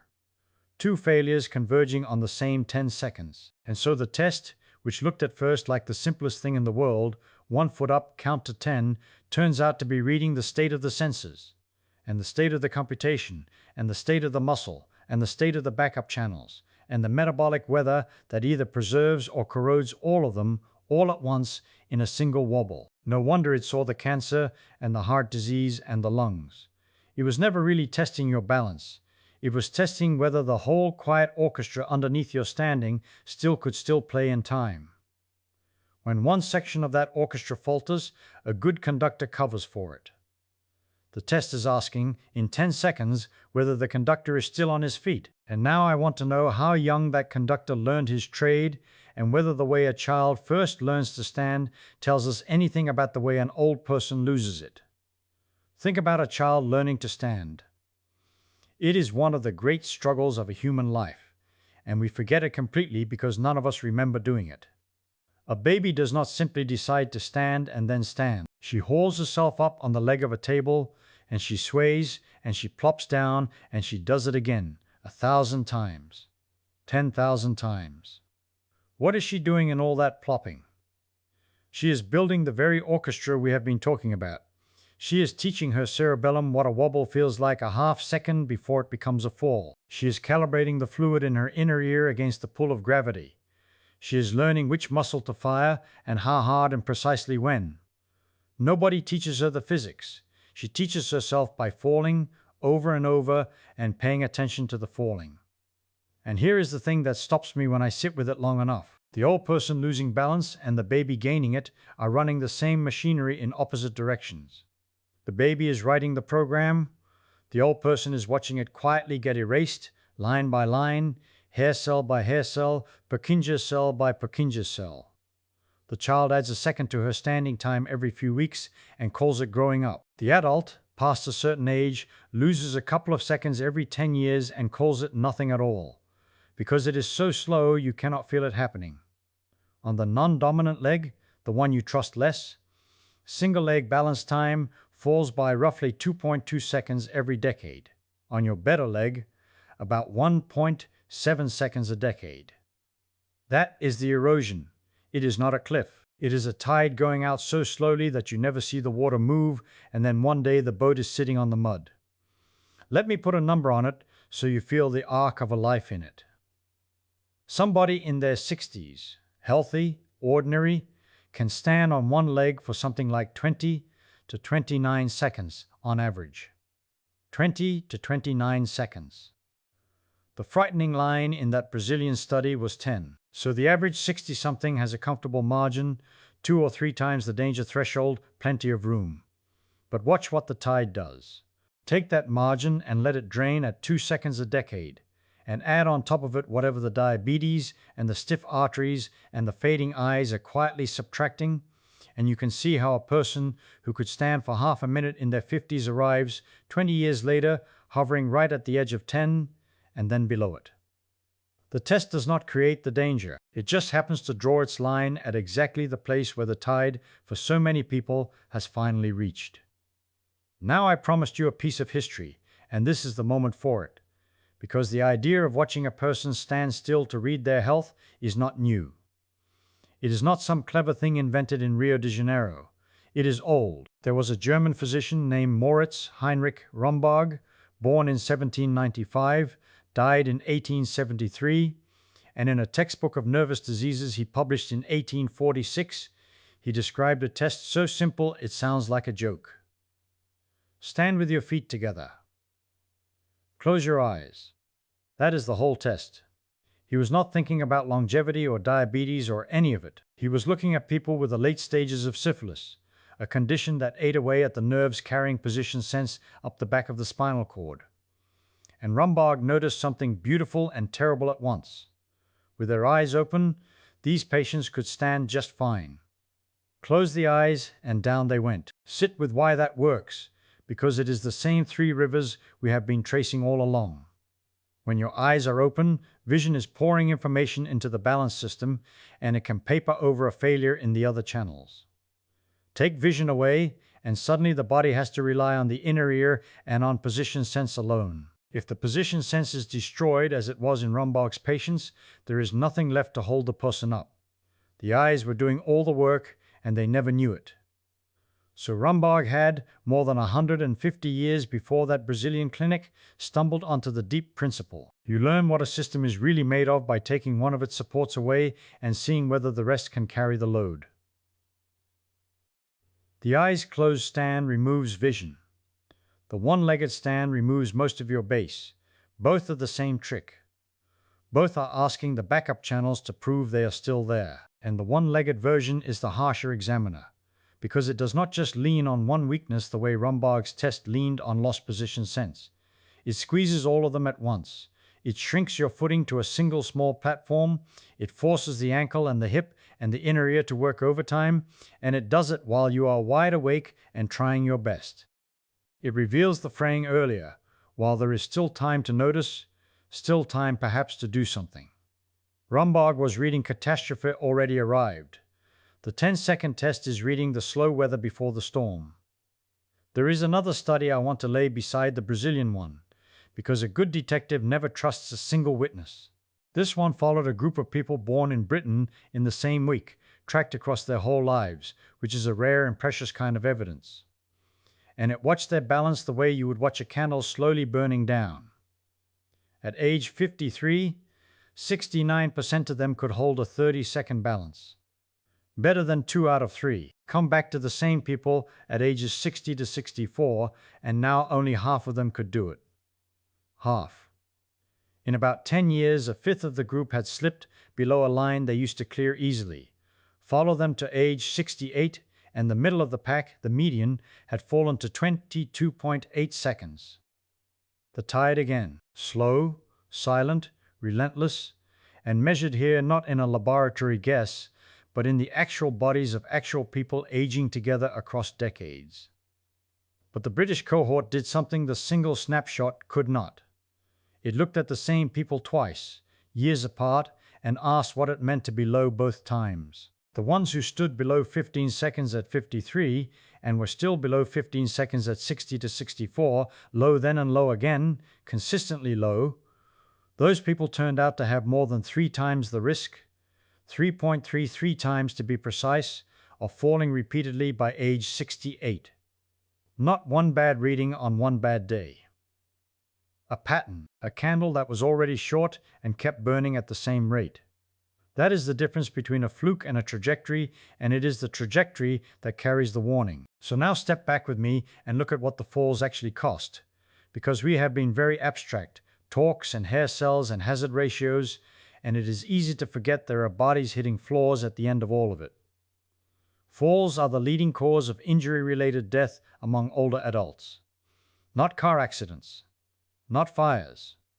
Falling down. Something like a third to a half of everyone past 65 falls in a given year, and for the oldest and frailest, a fall is not an embarrassment you get up from and dust off. It is a hip fracture, a hospital bed, a cascade of complications, and for far too many, it is the beginning of the end. The money alone is staggering. Somewhere around $80 billion a year, in one accounting, spent caring for the non-fatal falls of older people. And the rate of dying from a fall has been climbing, not falling, rising by about a fifth over just a handful of recent years. A whole society getting older, and the floor waiting patiently underneath all of it. And yet, and here is where the detective story turns from grim towards something almost hopeful. This candle is not simply doomed to burn out on schedule. The tide can be pushed back. Not the aging itself. We cannot unloose the hair cells or regrow the Purkinje cells that have vanished. But the standing, the actual functional balance, the thing the test measures, that responds to practice at every age. The child who taught herself to stand by falling was not doing magic. She was doing repetition. And the nervous system is listening to repetition the whole way through life, not just at the beginning. Studies of the gentle, slow, deliberate movements of Tai Chi have shown fall risk dropping by something like 43%. 43%.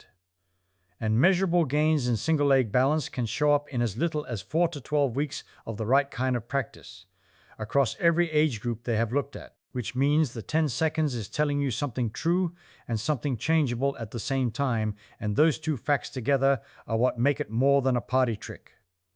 It is a readout of accumulated damage, yes, but it is also a muscle, in the broader sense, a skill that answers when you call on it. The reading is honest. The reading is also, to a real degree, in your hands, and that raises the question I want to chase next, the one hiding underneath all the reassurance about training and practice. If the body can relearn balance so readily, if a few weeks of standing on one foot near a countertop can move the number, then what exactly is being rebuilt in there? What part of the machine wakes back up? because it cannot be the dead hair cells, and it cannot be the vanished cells in the cerebellum. Something else is compensating, something is being coaxed back into surface, and to understand what that something is, we have to go back down into the wiring and ask how a nervous system with fewer and fewer working parts still manages so often to keep a person on their feet. Let me put it to you as a puzzle about accounting. Suppose you ran a factory and every year a few of your workers retired and were never replaced. Fewer hands on the floor year after year. And yet, somehow, in a good year, the factory shipped more, not less. You would be suspicious.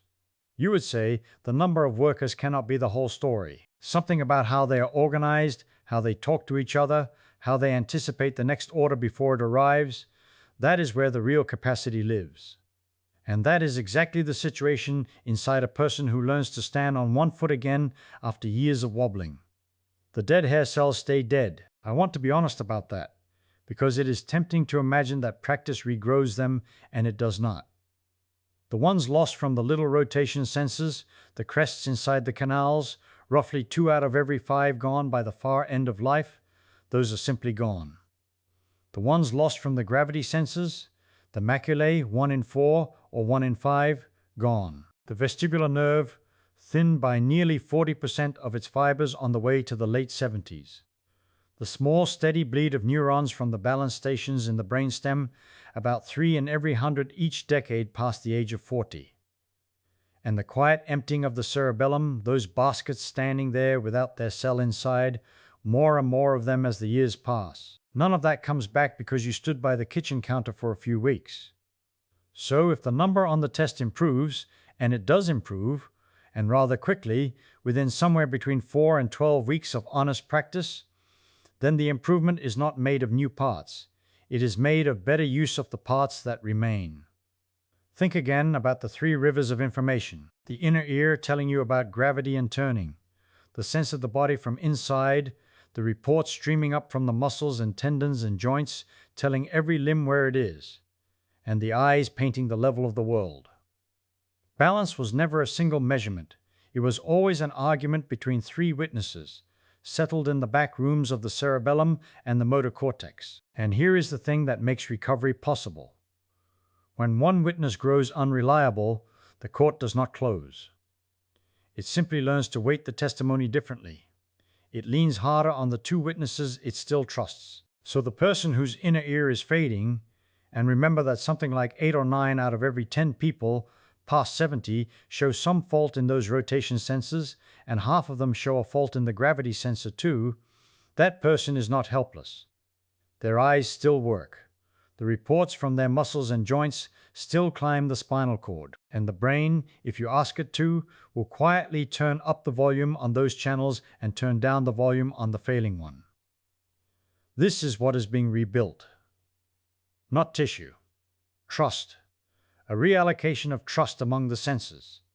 The engineer's word for it is reweighting, and it is one of the loveliest tricks the nervous system has, because it means the machine is not a fixed circuit at all. It is a circuit that rewrites its own priorities based on which of its inputs are still telling the truth. Now you can see why standing on one foot near a countertop does so much. When you rest 2 fingers on that counter, you have opened a 4th river.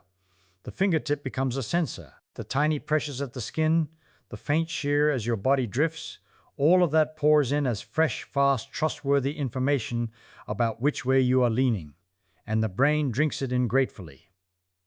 But that is only the training wheels. As the weeks go by and you take the fingers away for longer and longer, you are forcing the system to do without that easy channel, to squeeze more meaning out of the muscle reports and the gravity sense that remain. You are, in a real way, teaching an old integrator to compute more from less. And there is a second thing being rebuilt underneath the reweighting, and it goes back to something I told you about earlier. The fact that passive stiffness in the ankle is simply not enough. The springiness of the tendons and the tissues, 12 to 15 Newton meters for every degree, cannot by itself hold you up against a toppling that pushes with something like 10 Newton meters per degree of lean. The margin is too thin, and worse, the spring reacts only after you have already begun to fall. Standing upright is not a matter of being stiff. It is a matter of prediction. The healthy nervous system does not wait to feel itself falling and then respond. It fires the muscles a little before, anticipating the sway, catching the body on the way out rather than on the way down. That predictive control is a skill, and like any skill, it dulls without use and sharpens with practice. When an older person trains balance, part of what returns is precisely this anticipation, the fine timing of the small corrections, the willingness of the ankle and the hip to speak up a fraction of a second early. I find this genuinely moving, if I am allowed to say so about a control system, because it means the improvement is not a repair of hardware. It is the relearning of a rhythm. The body sways, you remember, in that slow, unstable drift, wandering off in one direction for around a second before it is hauled back. Training tightens that loop. It shortens the leash. It teaches the corrector to catch the drift sooner, to make the pull gentler and more frequent so that the whole standing person becomes quieter, less like a drunk lurching between walls and more like a cook carrying a full bowl across a kitchen without spilling, making 100 tiny adjustments, none of which you could name. There is a muscle side to this too, and I do not want to skip it, because it is the most straightforwardly physical piece. To hold yourself over one ankle, that joint has to generate real torque, moment by moment, against every degree of lean. If the calf and the small muscles around the ankle and the muscles of the hip have grown weak, then even a nervous system giving perfect commands has nothing to command. The orders arrive and the workforce cannot carry them out. So part of what a few weeks of practice does is simply wake the muscle up, recruit fibers that had gone quiet, restore a little of the strength that lets a correction actually move the body when the brain calls for it. Strength and timing and trust, all three, climbing together. And this is why an old and gentle practice like the slow-flowing movement some call the shadow boxing of Tai Chi does what it does. When people study it in careful trials, the fall risk comes down by something close to 40%. 40% from moving slowly through space, shifting weight from one foot to the other, standing for long moments on a single leg while the arms drift like weeds in a current. It is, if you look at it coldly, nothing but a long structured drill in exactly the three things I have been describing. It reweights the senses because you close your eyes and turn your head and force the ear and the muscles to carry more. It sharpens prediction because you are always in the middle of a controlled fall, always catching yourself deliberately. And it builds the quiet strength in the ankle and the hip that lets the catch succeed. It is not magic. It is the machine being asked, patiently, over and over, to do the thing it had stopped doing. So now hold the two pictures in your mind at once, because this is where the mystery starts to fold back on itself in a way I did not expect when we began. On one side, the number on the test is a readout, an honest display of accumulated damage across many systems, damage that in large part cannot be undone. On the other side, the number can be moved, sometimes substantially, by a few weeks of the right practice. Both are true. And the reason both are true is that the reading and the skill are not two different things. They are the same thing seen from two directions. The test measures how well, right now, your nervous system integrates its failing inputs and predicts and corrects. Aging lowers that. Practice raises it. The underlying parts keep declining all the while, and yet the performance, the integration, the living act of staying upright sits somewhere above the raw hardware, buoyed up by how cleverly the remaining parts are used. Which forces a harder and more interesting question, and I want us to sit with it, because it is the real payoff hiding at the bottom of all this. If balance is a performance built on top of failing parts, and if that performance can be lifted by training even as the parts decay, then when a person fails the 10-second test, we are not only seeing worn hardware, we may also be seeing a nervous system that stopped practicing. A person who for years quietly narrowed their life, stopped reaching, stopped standing on one foot to pull on a sock, stopped walking on uneven ground, and in doing so let the integrator go slack for want of exercise. And that opens a door we have not yet walked through. It means the test might be catching, mixed together, two very different stories wearing the same face. One is the story of organs decaying on their own schedule.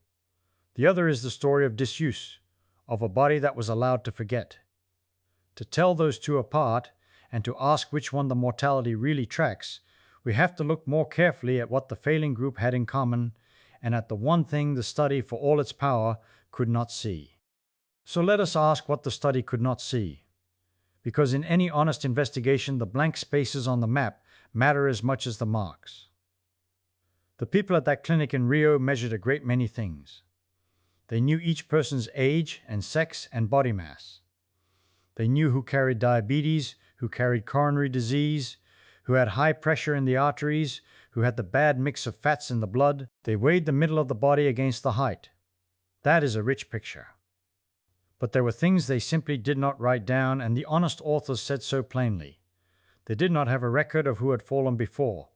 They did not know how much each person moved through an ordinary week, whether they walked to the market or sat all day. They did not know who smoked and who did not. They did not know what anyone ate. And they did not know who was taking medicines that fog the balance system, the sedatives, the pills for pressure that make the head go light when you stand. Now think about what that means for our two stories. We had the story of organs quietly wearing on their own clock, and the story of a body allowed to forget, a nervous system that stopped practicing. The missing information sits right on the seam between those two. Physical activity especially is the piece that would have let us pry them apart. Because if the people who failed were also the people who had stopped moving years earlier, then some unknown share of that heightened risk is not the wearing of the machine at all. It is the machine left in the garage with the battery going flat. And a flat battery, unlike a cracked engine block, can be charged again. I want to sit with that hopeful thought for a moment because it has real teeth, and the teeth come from other experiments, not from a wish. When people take up the slow, deliberate practice of shifting weight from foot to foot, of standing and turning with attention, of the old Chinese art of moving like water, something measurable happens. In several careful trials, that kind of training cut the risk of falling in older people by something close to 43%. Not a trivial nudge. Very nearly cut it in half, and the improvement in how long a person can hold a single leg does not take years to appear. Across a wide range of ages, the studies find you can see it climb within 4 to 12 weeks of honest practice. A season, one turning of the leaves. So here is a peculiar and rather beautiful tension in the whole affair. The hardware is decaying, yes. The hair cells thin, the nerve fibers dwindle, the little computing cells in the back of the brain quietly vacate their baskets. All of that is real, and so far as we know, not reversible. And yet the performance built on top of that decaying hardware can be lifted. The number on the stopwatch can go up even as the parts go down. That is not a contradiction. It tells you the number was never a pure reading of the parts. It was always a reading of the parts times the practice. Take a slightly worn violin and hand it to someone who plays every day, and it will sing far past what the same violin does gathering dust in a case. The instrument sets a ceiling. The playing decides how close to the ceiling you get, which forces a sharper question onto our investigation. When the test predicts death so strongly, is it reading the worn instrument, or is it reading the silence of a person who stopped playing? And the unsatisfying, honest answer is that in this one study we cannot fully separate them, because the very thing that would separate them, the record of how much each person moved, was never collected. That is not a flaw to sneer at. It is a boundary of what one experiment can hold. But it is a crack of light, and through it comes a possibility that changes the mood of the whole thing. If some of the risk lives in disuse, then some of the risk is a door, not a wall. I should be careful here, and I want you to be careful with me, because the softest place to fool ourselves is exactly where we most want a comforting answer. Suppose training lifts the balance time. Suppose a person who could not hold 10 seconds now holds 30 after a season of practice. Have we then lowered their risk of dying? Or have we only changed the reading on the dial without touching the thing the dial was quietly measuring underneath? This is the deepest trap in the entire subject, and it deserves a name. When a thing is both a signal and, possibly, a lever, you must not assume that pulling the lever moves everything the signal was pointing at. The balance was a window onto the vestibular organ, and the nerves, and the little brain in the back, and the state of the blood vessels, and the sugar in the blood. Painting over the window does not fix the room. If I train only the trick of standing still and change nothing about the diabetes, nothing about the arteries, nothing about the slow loss upstairs, I may have bought a better number and not a longer life. And yet, there is a reason not to be entirely gloomy about it, and again, the reason comes from evidence rather than hope. The kind of movement that improves balance is almost never only movement of the ankle. To practice standing on one leg is to walk more, to reach more, to move the whole animal more, and that whole moving does reach into the blood vessels and the sugar and the metabolism. So the honest position, the one I would defend, is somewhere in the middle. The number is mostly a readout. Some of what it reads is fixed decay you cannot argue with. Some of it is disuse you can reverse. And the practice that reverses the disuse also as a side effect tends to press on the deeper machinery in a helpful direction. It is not a clean lever, it is a messy, hopeful, partial one. There is another study I want to lay alongside this one, from far away in Britain, following people not once, but across years of their lives, watching the same bodies age. And it tells the same story from a different angle, which is exactly what you want when you are trying to trust a finding. At the age of 53, most people in that group, something like 69 of every 100, could still hold their balance for 30 seconds. By the ages of 60 to 64, only about half could manage the same 30 seconds, and by 68, the middle of the whole group had fallen to about 22.8 seconds. You can watch the tide go out, but here is the part that speaks directly to our two stories. The people who stood low at both ages, under 15 seconds when they were 53 and still under 15 a decade later, those people carried more than 3 times the risk of falling again and again by the time they reached 68. More than 3 times. The steadiness of the failure mattered. It was not one bad morning. It was a low line held across 10 years. And that held low line is precisely the signature you would expect from a body that had settled into decay and disuse together and stayed there. Now let me widen the lens once more, because there is a companion finding that keeps this whole idea from looking like a lucky fluke about one strange test. Cast your mind to a very different measurement, taken on an enormous scale across 139,000 people in 17 countries. Not balance this time. Grip. Simply how hard a hand can squeeze. And what they found there rhymes with everything we have been circling. The strength of a person's grip predicted their risk of dying from any cause, and it did so remarkably as a stronger predictor than the pressure in their arteries. For every drop of about 5 kilograms in the strength of the squeeze, the risk of death rose by a measurable, repeatable step. The pressure in the arteries, the very number we have been trained for generations to fear and to chase, turned out to carry less of the future in it than the quiet strength of a hand. And this is where the two clues, the balance and the grip, click together into something larger than either. Neither of them is a disease. A weak grip is not what kills you. A wobbly leg is not what kills you. They are both windows. They are both simple, cheap bodily performances that happen to sit downstream of an enormous amount of machinery, and so they happen to summarize in a single easy number the accumulated wear of many systems that would otherwise take a laboratory and a fortune to measure one at a time. The body, it seems, keeps a kind of running total, and it displays that total not in some hidden chemistry you need a needle to read, but out in the open in whether the hand can crush and whether the leg can hold. The pressure curve reads one pipe. The stopwatch under one bare foot reads the whole plumbing at once. That is a strange and slightly unsettling idea, that a trick you could do in a hallway carries more of your fate than a device the doctor straps to your arm. And we are not yet done with why that should be so, because there is a question hiding underneath all of it that we have circled but never seized, which is what precisely the body is spending when it holds itself still, and why that spending should be the thing that runs out first. Let me put it plainly. When you stand there, one foot lifted, arms hanging quiet at your sides, you feel like you are doing nothing. You feel still. And that stillness is the great deception of the whole business. Because underneath it, in the dark, there is an enormous amount of work going on. It is a little like watching a pond on a windless afternoon. The surface looks like glass. But drop your eye below the surface, and there are 1,000 small things swimming, adjusting, eating, moving, and the calm you see on top is not the absence of activity. It is the sum of a great deal of activity that has cancelled itself out. Standing is like that.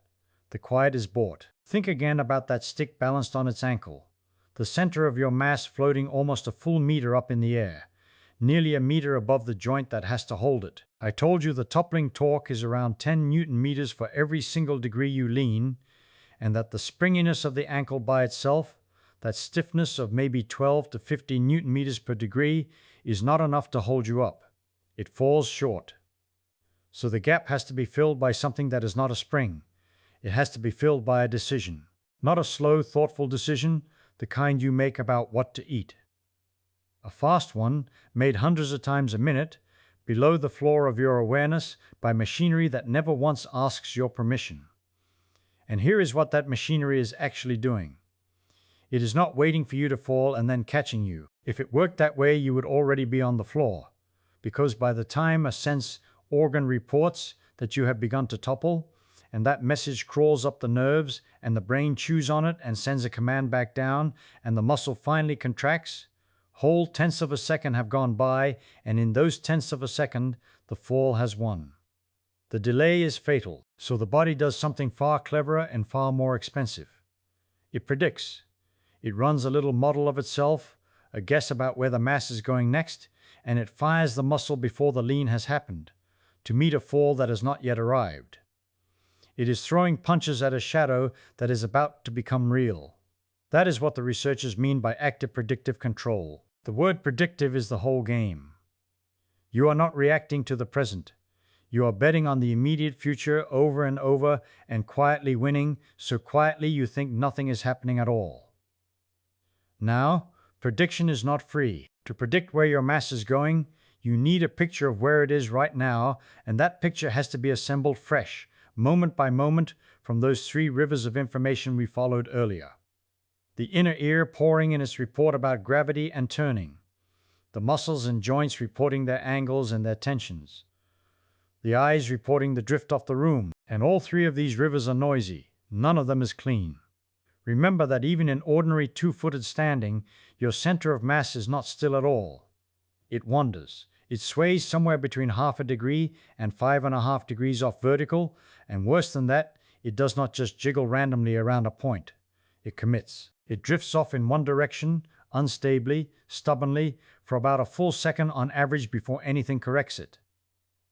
A whole second of quietly falling the wrong way before the machinery says no, not today, and hauls you back. That is in the easy case, with both feet down. That is the body loafing.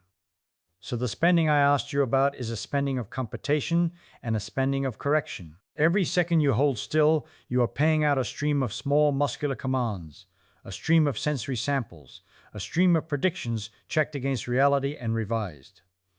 The stillness is a budget being spent evenly, so evenly that the surface stays flat. And now, you can begin to see why the single-leg test bites so hard and why it bites harder as the years go on. Because the moment you lift one foot, you do not make the problem a little worse. You make it worse in several directions at once. You take that base of support, the little rectangle of contact your 2 feet gave you, and you crush it down to the size of one sole. The margin for error shrinks toward nothing. The same lean that was harmless with 2 feet down is now a genuine threat. The demand on the ankle jumps. The demand on the hip, which now has to keep the pelvis from dropping to the unsupported side, jumps. And the demand on the whole predicting apparatus in the head, the demand for fresh, fast, accurate pictures of where the mass is going, jumps most of all. You have not changed the task by a little, you have moved it into a harder weight class. And that is precisely why the test is so revealing, and why an easier test would tell you less. If you ask people only to stand on 2 feet, nearly everyone would pass, young and old alike, sick and well alike, because the task is so forgiving that a great deal of decay can hide inside the margin and never show its face. The 2-footed stance is a coarse instrument. It has slack in it. The single-leg stance takes the slack out. It presses on the system until the system has to reveal exactly how good its prediction really is, exactly how clean its three rivers really are, exactly how fast and how accurate the loop from sense to muscle really runs. 10 seconds on one bare foot is not a long time, but it is long enough that you cannot fake it, cannot muscle through it, cannot borrow against a reserve you no longer have. It asks the machinery to perform continuously the very thing that wears out first. Because that is the other half of the answer, and it is the half that turns this from a curiosity into something that should make you sit up, or rather lie still and wonder. Of all the things a body does, the fast predictive control of posture may be among the most sensitive to the general condition of the whole machine.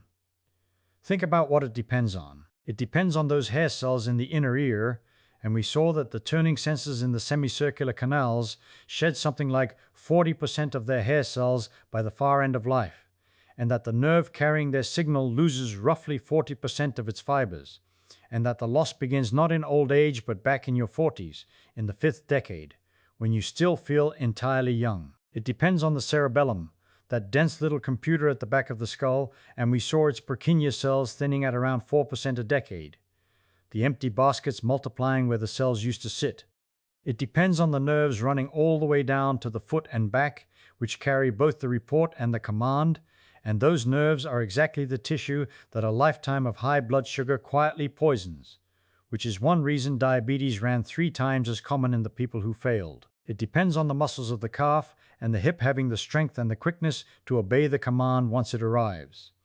It depends on blood reaching all of these tissues in good supply, through vessels that a lifetime of pressure and fat and sugar can narrow and stiffen. Do you see what has happened? To stand on one foot for 10 seconds, you must have, all at once and all in working order, a functioning inner ear, a functioning cerebellum, functioning nerves out to the periphery and back, functioning muscles, and a functioning blood supply feeding every link in that chain. The test does not probe one organ. It demands that a whole federation of organs be simultaneously intact. And so a failure does not point a finger at any single culprit. It says, somewhere in this federation, something has gone soft, and very often it is not one thing but several, each a little worn, each subtracting a little margin, until together they push the person below the line. That is why the failure travels with diabetes and with narrowed heart vessels and with high pressure and with disordered fats and with a thickened waist. Not because bad balance causes any of those. Because bad balance is downstream of the same slow tide that causes all of those. It is the low place in the road where all the water collects, so if you find water there, you know it has been raining across the whole valley. And this is the thing hiding underneath everything we have said, the thing I promised we would finally seize. What the body spends to stand still is prediction, and prediction is the first luxury a failing system gives up. When resources grow thin, when the sensors grow noisy and the wires grow slow and the computer grows sparse, the machinery can still manage the easy jobs, the two-footed loaf, the slow walk down a flat hall. What it can no longer afford is the hard, fast, accurate guessing about a future that is a fraction of a second away. That precision is the expensive item on the menu. It is the first thing that falls off the table when the household grows poor. So when you cannot hold the 10 seconds, it is not that your leg is weak in some simple way. It is that the fine, forward-looking control, the part that costs the most to run, has begun to be rationed. And a body that has started rationing its most expensive computation is on average a body that has started rationing in a great many other quiet places you cannot see and cannot feel. Let me hand you a thread and ask you to follow it with me, because the diabetes number in this study is not a small thing, and I have been holding it back on purpose. In the group that could not stand for the 10 seconds, type 2 diabetes turned up in nearly 38% of them. In the group that passed, it was around 13%. That is roughly 3 times as common on the failing side. Now sit with that for a moment, quietly, the way you would sit with a clue that does not fit the story you had been telling yourself. Because what on earth does the sugar in a person's blood have to do with whether they can stand on one foot without wobbling? Here is what it has to do with it. Diabetes, the kind that creeps in over decades, is at bottom a disease of small wires and small pipes. It frays the longest nerves first, the ones that run all the way down to the feet, and those are exactly the nerves carrying the position reports up from the sole and the ankle and the toes. It thickens and stiffens the tiniest blood vessels, and the inner ear and the deep brain live on the mercy of tiny blood vessels. So a body that has been quietly marinating in too much sugar for 20 years is a body whose senses have been going deaf, whose feed lines have been narrowing, whose computer has been fed a poorer and poorer diet of blood. None of that announces itself. You do not feel your ankle senses growing quieter.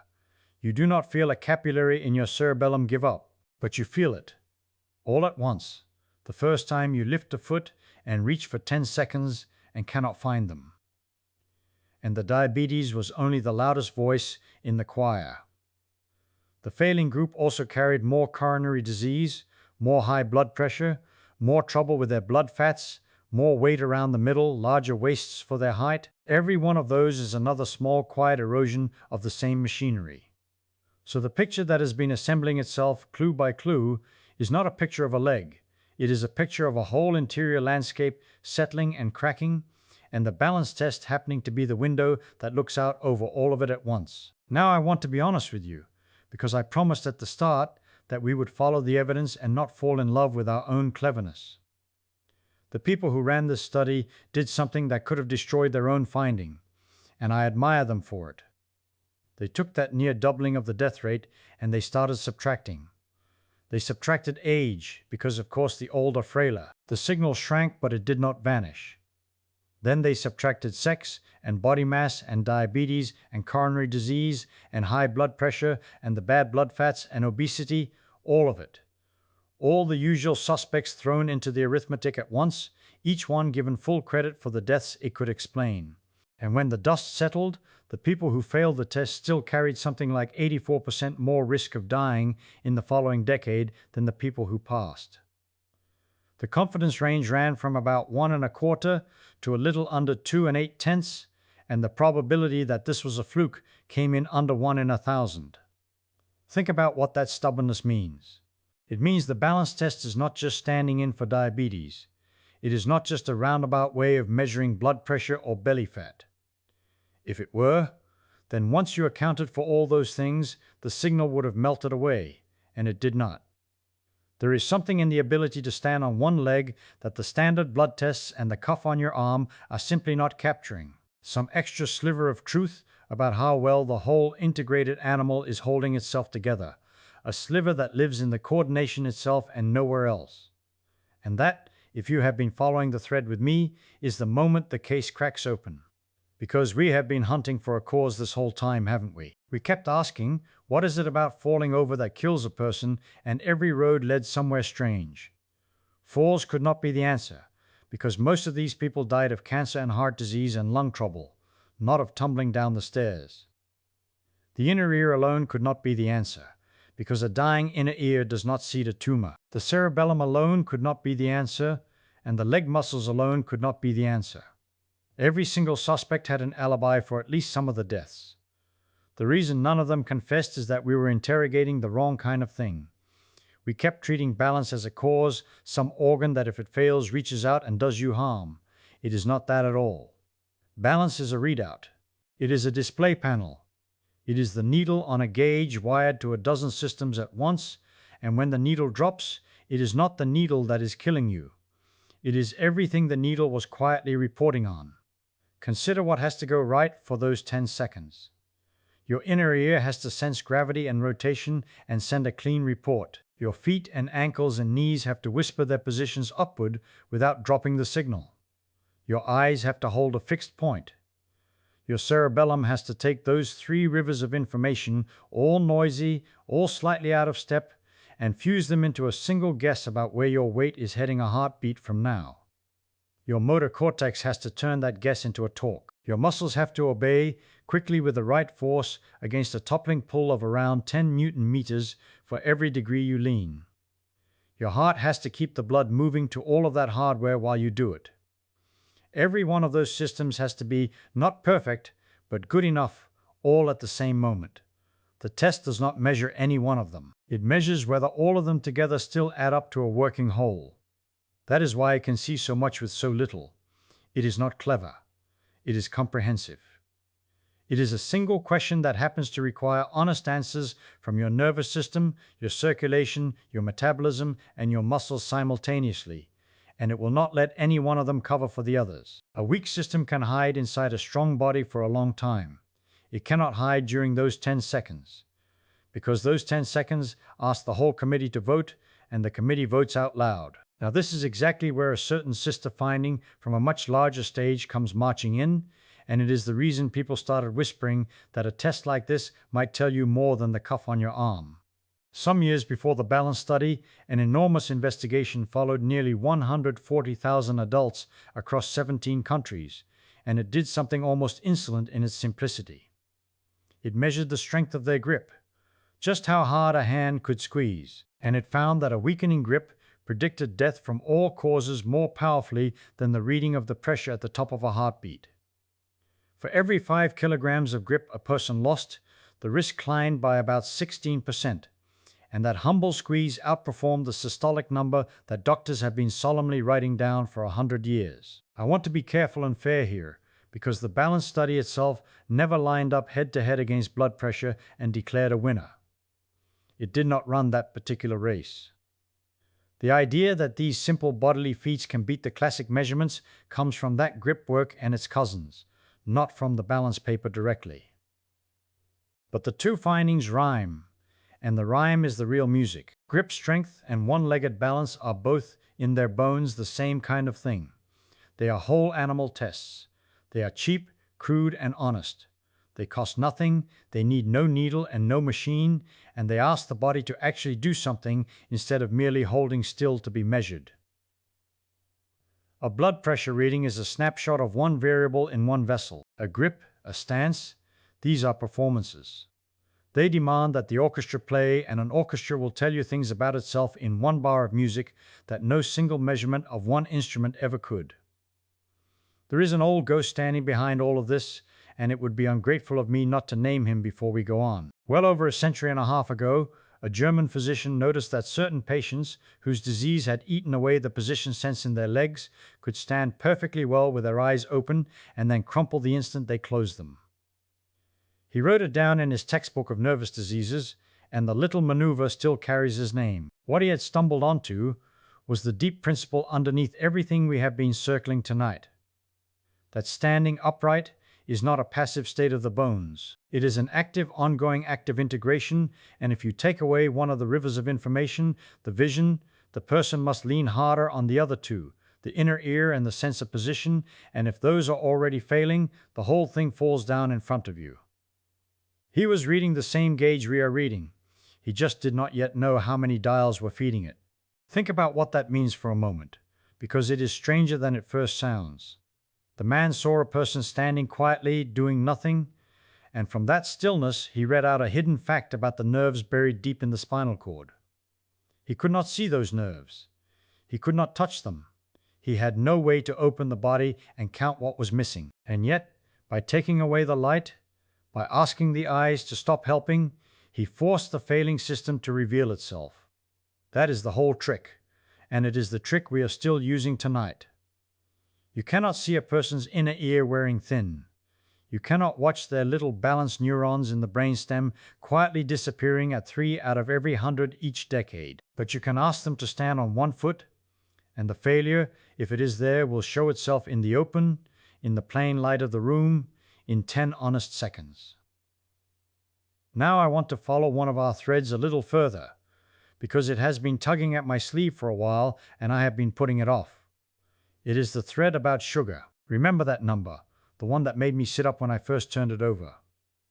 In the group that could not hold the pose, better than 1 in 3 carried type 2 diabetes. In the group that could, it was barely more than 1 in 8. 3 times the prevalence, sitting right there in plain view. And you have to ask yourself, honestly, what on earth does the sugar in a person's blood have to do with whether they can stand on one leg like a heron by a pond? It seems like a joke. The two things live in different worlds. One is chemistry, quiet and invisible, humming along in the bloodstream. The other is a great clumsy act of the whole body, muscles and bones, and the machinery of the ear. Why should they know anything about each other at all? But they do know each other, and the way they are introduced is through the nerves. When sugar runs high in the blood for years, it does a slow, patient damage to the smallest nerves first, the long, thin ones that have the farthest to reach. And the very longest nerves in the whole body are the ones that run all the way down to the feet. These are the nerves that carry the sense of position, the report from the soles and the ankles and the toes, the report that says here is the ground, here is the pressure, here is exactly how your weight is sitting on the floor right now. That is one of our three rivers.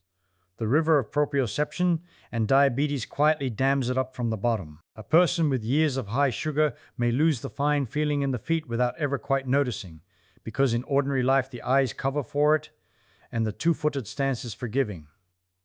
But take away the second foot and fix the demand high, and the missing river shows. The pond heron wobbles and comes down. So here is a case where balance is not measuring balance at all. It is measuring the feet, and through the feet it is measuring the blood, and through the blood it is measuring the long, slow history of a person's metabolism, the decades of how they ate and how their body handled it. One little pose, and you have reached all the way down into the chemistry. That is what I keep coming back to. The pose is a window, and the window looks out onto far more country than you would ever guess from the size of the frame. And it was not only the sugar. Go back and lay the two groups side by side, the ones who held it and the ones who did not, and almost every unwelcome thing crowds into the failing group. More furring of the heart's own arteries, more high pressure in the vessels, more trouble with the fats in the blood, more weight carried, and carried in the worst place around the middle where the waist grows toward the height. It is as if you had asked 100 people to stand on one foot, and without meaning to, sorted them into the healthy and the quietly unwell, and you had done it without a single needle, without a single machine, without drawing one drop of blood. The body confessed everything just by trying to stand still. Now a careful person, and I want you to be a careful person with me here, will immediately raise an objection, and it is a good one, so let us give it its due. Someone will say, well, of course the sick people also balanced worse. Sick people are worse at everything. Older, heavier, more tired, more medicated. You have not found anything deep. You have just found that unhealthy people are unhealthy, dressed up in a fancy pose. And that is exactly the objection the researchers themselves saw coming, because they were not fools, and it is the reason they did the thing they did with the numbers. They took the raw finding, the frightening one, that the failures died at nearly 4 times the rate of the passers, and they began stripping away the easy explanations one by one. First they said, all right, it is just age. The old fail and the old die. So let us hold age still and look again. And when they held age still, the danger shrank, but it did not vanish. It stayed at better than double. Then they went further and held everything still at once. Everything they had a name for.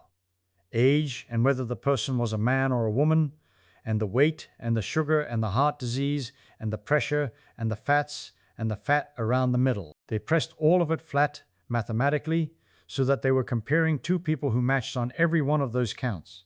The same age, the same weight, the same diagnosis, differing in one thing only. One could stand on a leg for 10 seconds, the other could not. And after all that pressing flat, the danger was still there. Still nearly double, or thereabouts. Better than 8 in 10 of extra risk over the coming decade, hanging on the one who wobbled even after you had matched them to their twin on every disease you could name. That is the finding that will not go away, and that is why we cannot dismiss the pose as a mere echo of illness we already knew about. It is carrying information that the blood pressure cuff and the sugar test and the doctor's list of diagnoses did not already contain. It is seeing something the other instruments missed. What could that something be? I do not think it is one thing. I think that is the mistake people make when they first meet this study, hunting for the single hidden killer that the pose detects, as if there were a secret disease called cannot balance. There is no such disease. What the pose is picking up, I have come to believe, is not any one failure, but the sum of many small ones. A little erosion in the ear, a little thinning of the nerves to the feet, a little quiet loss in that dense computing sheet of the cerebellum, the Purkinje cells vanishing at 4 out of every 100 a decade, leaving those empty little baskets behind, the woven cradles that once held a cell and now hold nothing. A little slowing in the muscles that must fire in the right order and the right instant.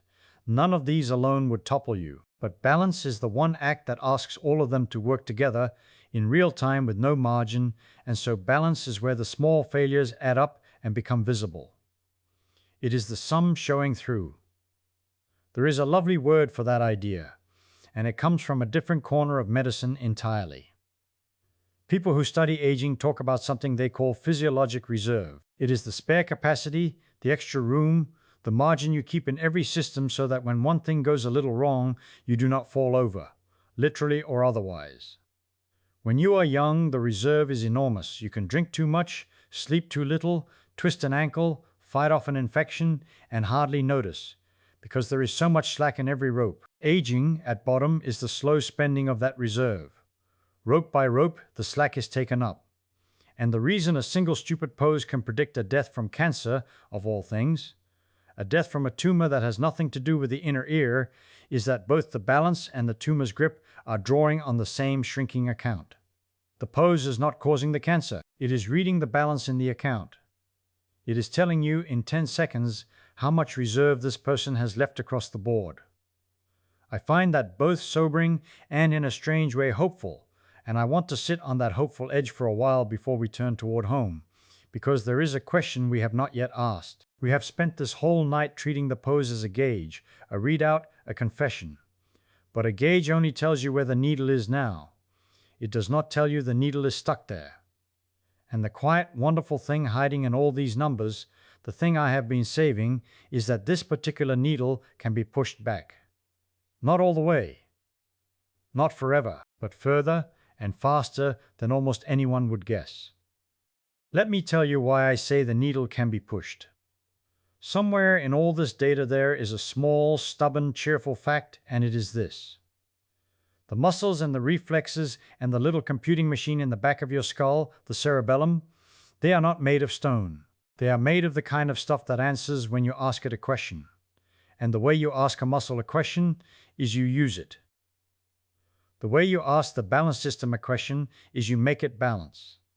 It sounds almost too simple to be worth saying out loud in a serious talk about death, and yet the trials keep coming back with the same reply. When people practiced balancing, they got better at balancing. Not a little better after years. Measurably better in the studies, somewhere in the window of 4 to 12 weeks. Think about that. A month, maybe 3 months, of paying attention to the thing, and the gauge moves. Across all age groups, mind you. Not only the young. The old ones, too. The very people the age cliff seemed to have written off. I want to be careful here, because I have spent this whole night warning you against believing a comfortable story. So let me not sell you a comfortable story now. The improvement is real, but it is not magic. You do not stand on one foot for a season and grow back the 40% of hair cells the semicircular canals have quietly surrendered. You do not refill the vestibular nerve fibers that thinned out beginning in the 5th decade of your life. You do not resurrect the Purkinje cells that left their empty baskets behind. That machinery, once it goes, mostly stays gone. So what is improving? What is actually happening in those 4 to 12 weeks if the parts are not regrown? Here is the thing that delights me about it. You are not repairing the senses.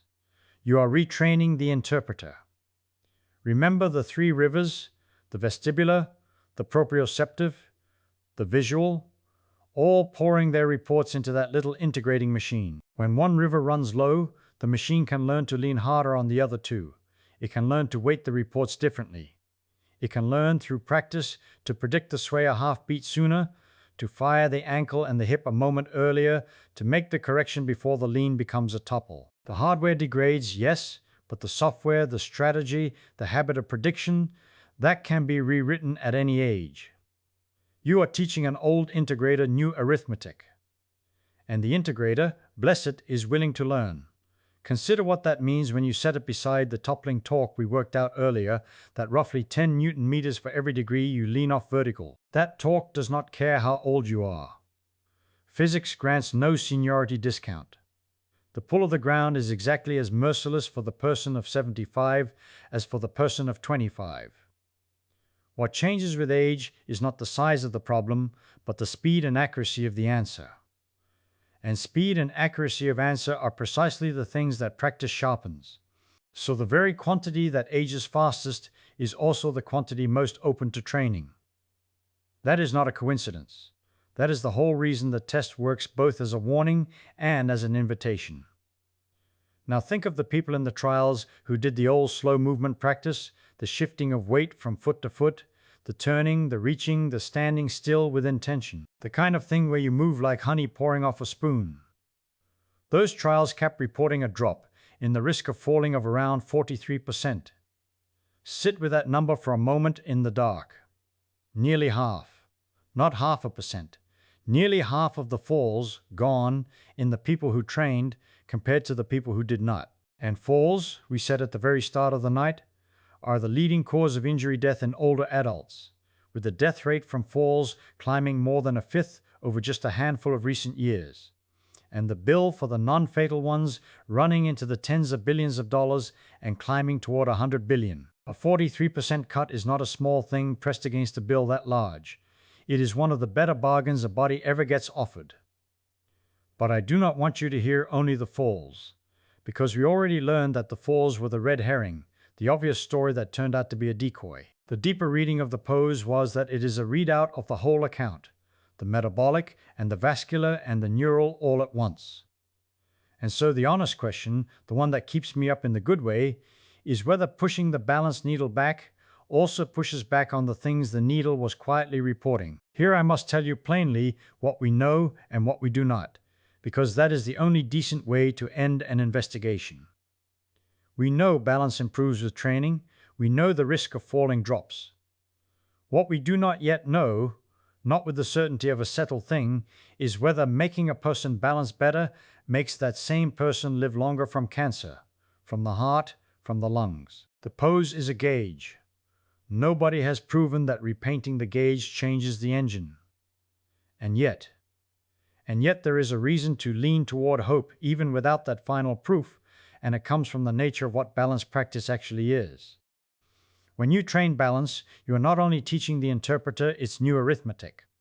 You are, unavoidably, moving. You are loading the muscles. You are asking the heart to keep the standing leg supplied. You are asking the whole metabolic apparatus to show up for work. And the things that answer to movement, the blood sugar handling, the vessel health, the strength in the grip and the thigh, those are the very systems whose failure the pose was reading in the first place. So even if standing on one foot were by itself only a measurement, the act of getting better at it drags along a train of other improvements that are not merely measurements. You cannot practice balance in a sealed box apart from your metabolism. The body does not have sealed boxes. That is the whole lesson of the readout panel, run now in reverse. Everything is connected to everything, which is why one pose could confess so much, and it is also why improving that one pose need not stay lonely. Let me put beside this the other quiet character in tonight's story, the grip. In that enormous study spread across 17 countries and near 140,000 people, the strength of a hand squeezing a device turned out to foretell death better than the pressure in the arteries did. Every 5 kilograms of grip a person had lost, the risk crept up in lockstep. Now grip strength, like balance, is not a cause of anything. Nobody dies of a weak handshake. But grip, like balance, is a window. It reads the same account. And grip, like balance, answers to training. 2 different windows opening onto the same room, and both of them, remarkably, with handles on the inside that you are allowed to turn. That is the pattern I want you to carry away from the physics of it. The body keeps posting its condition in the plainest possible currencies, in whether you can squeeze, in whether you can stand, and it posts them in currencies you can, with effort, add to. There is a longer thread here too, one that runs back through more than a century of quiet clinical watching. Remember the old neurologist who in the middle of the 1840s asked his patients to stand with their feet together and then close their eyes and watch to see if they swayed. He was hunting for the loss of the position sense in a terrible late disease, and his test worked because when you take away the eyes, you force the body to rely on the other 2 rivers. The single leg pose we have been circling all night is that same idea, grown more demanding, tuned to catch the trouble earlier, before it has a name, before it has symptoms, while there is still time to turn the handle. From a bedside trick for a dreadful illness to a 10-second gauge of the reserve in a whole life. The instrument barely changed. Only our understanding of what it was measuring deepened, layer by layer, exactly the way we have deepened it tonight. So where does that leave the person lying in the dark, letting these numbers wash over them? Not, I hope, frightened. Frightened is the cheap response and the wrong one. If the pose is a gauge, then the sensible thing is not to fear the gauge but to read it, calmly, the way you would glance at the level of water in a glass, and then, if it is lower than you would like, to do the plain and unglamorous work that raises it. Stand on one foot while the kettle heats. Do it barefoot on the cold floor, foot pressed to the opposite calf, eyes forward on some fixed and patient point across the room. Wobble. Put the foot down. Try the other leg. Wobble again. That wobble is not failure. That wobble is the sound of the interpreter being asked a question and beginning slowly in its 4 to 12-week way to answer. I keep coming back to how ordinary the whole thing is. No machine, no dye in a vein, no $100 panel of measurements, a patch of floor and 10 seconds, and the honest pull of the earth. And yet inside those 10 seconds is a report from the inner ear, from the muscles, from the little computer at the back of the skull, from the vessels feeding all of it, from the sugar in the blood, from the reserve in the account. We have spent the night taking that report apart, following each clue, discarding the decoys, and arriving at the reading that survives all the adjustments. But arriving at the reading is not the end of the matter, and I do not want you to think it is, because a reading is only a reading. The panel on the dashboard tells you the temperature of the engine. It does not, by glowing, cool the engine down. And here is the thing that keeps the whole night from ending in gloom. The thing that makes this different from a fixed verdict written in a book you cannot edit. The wobble answers back. You saw it in those numbers. The ones that said measurable improvement in single leg balance shows up within 4 to 12 weeks of honest practice, at any age they looked at. That is a short season. That is one turn of the weather. The interpreter at the back of the skull, the little computer that lost some of its cells at 4.2% a decade, still has enough left to relearn the trick if you ask it to. And Tai Chi, that slow patient dance where old people move like they are pushing water, cut the risk of falling by 43% in trial after trial. 43, nearly half the falls, gone from moving slowly and paying attention to where the body is in space. So I want to be careful here, careful the way a detective is careful at the very end, when the case is solved and the temptation is to say more than the evidence allows. The balance test is a marvelous window. It is not a magic wand. A man who cannot hold 10 seconds today, and who practices and who holds 30 seconds by autumn, has genuinely changed something real. He has rebuilt some of the neural control, thickened some of the reflex, taught the ankle and the hip to talk to each other again. That is not nothing. That is a great deal. But whether he has reached back through the window and changed the metabolic weather underneath, the sugar in the blood, the stiffness in the vessels, the quiet arithmetic of the whole body, that we do not know from this study. The study watched. It did not intervene. It saw who could stand and who could not, and it followed them, and it counted. It never took a group who failed and made them practice and asked whether the counting came out different. That experiment has not been done. And an honest man says so and does not pretend the window is a door until someone shows him the door is really there. Yet I find I am not troubled by that gap tonight, because even if the window were only a window, even if balance told you the state of things and nothing you did to your balance touched the things themselves, it would still be one of the cheapest and kindest instruments we have. Think of what it costs. Nothing. Think of what it asks. 10 seconds, and a bare foot, and a fixed point across the room. Think of who it leaves out.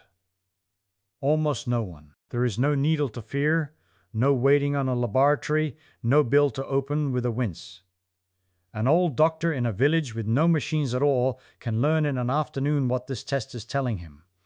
And he can learn it about every patient who walks through the door. Rombog, back in 1846 with his feet together and his eyes closed in a room lit by gas, understood this instinct before there was a name for it.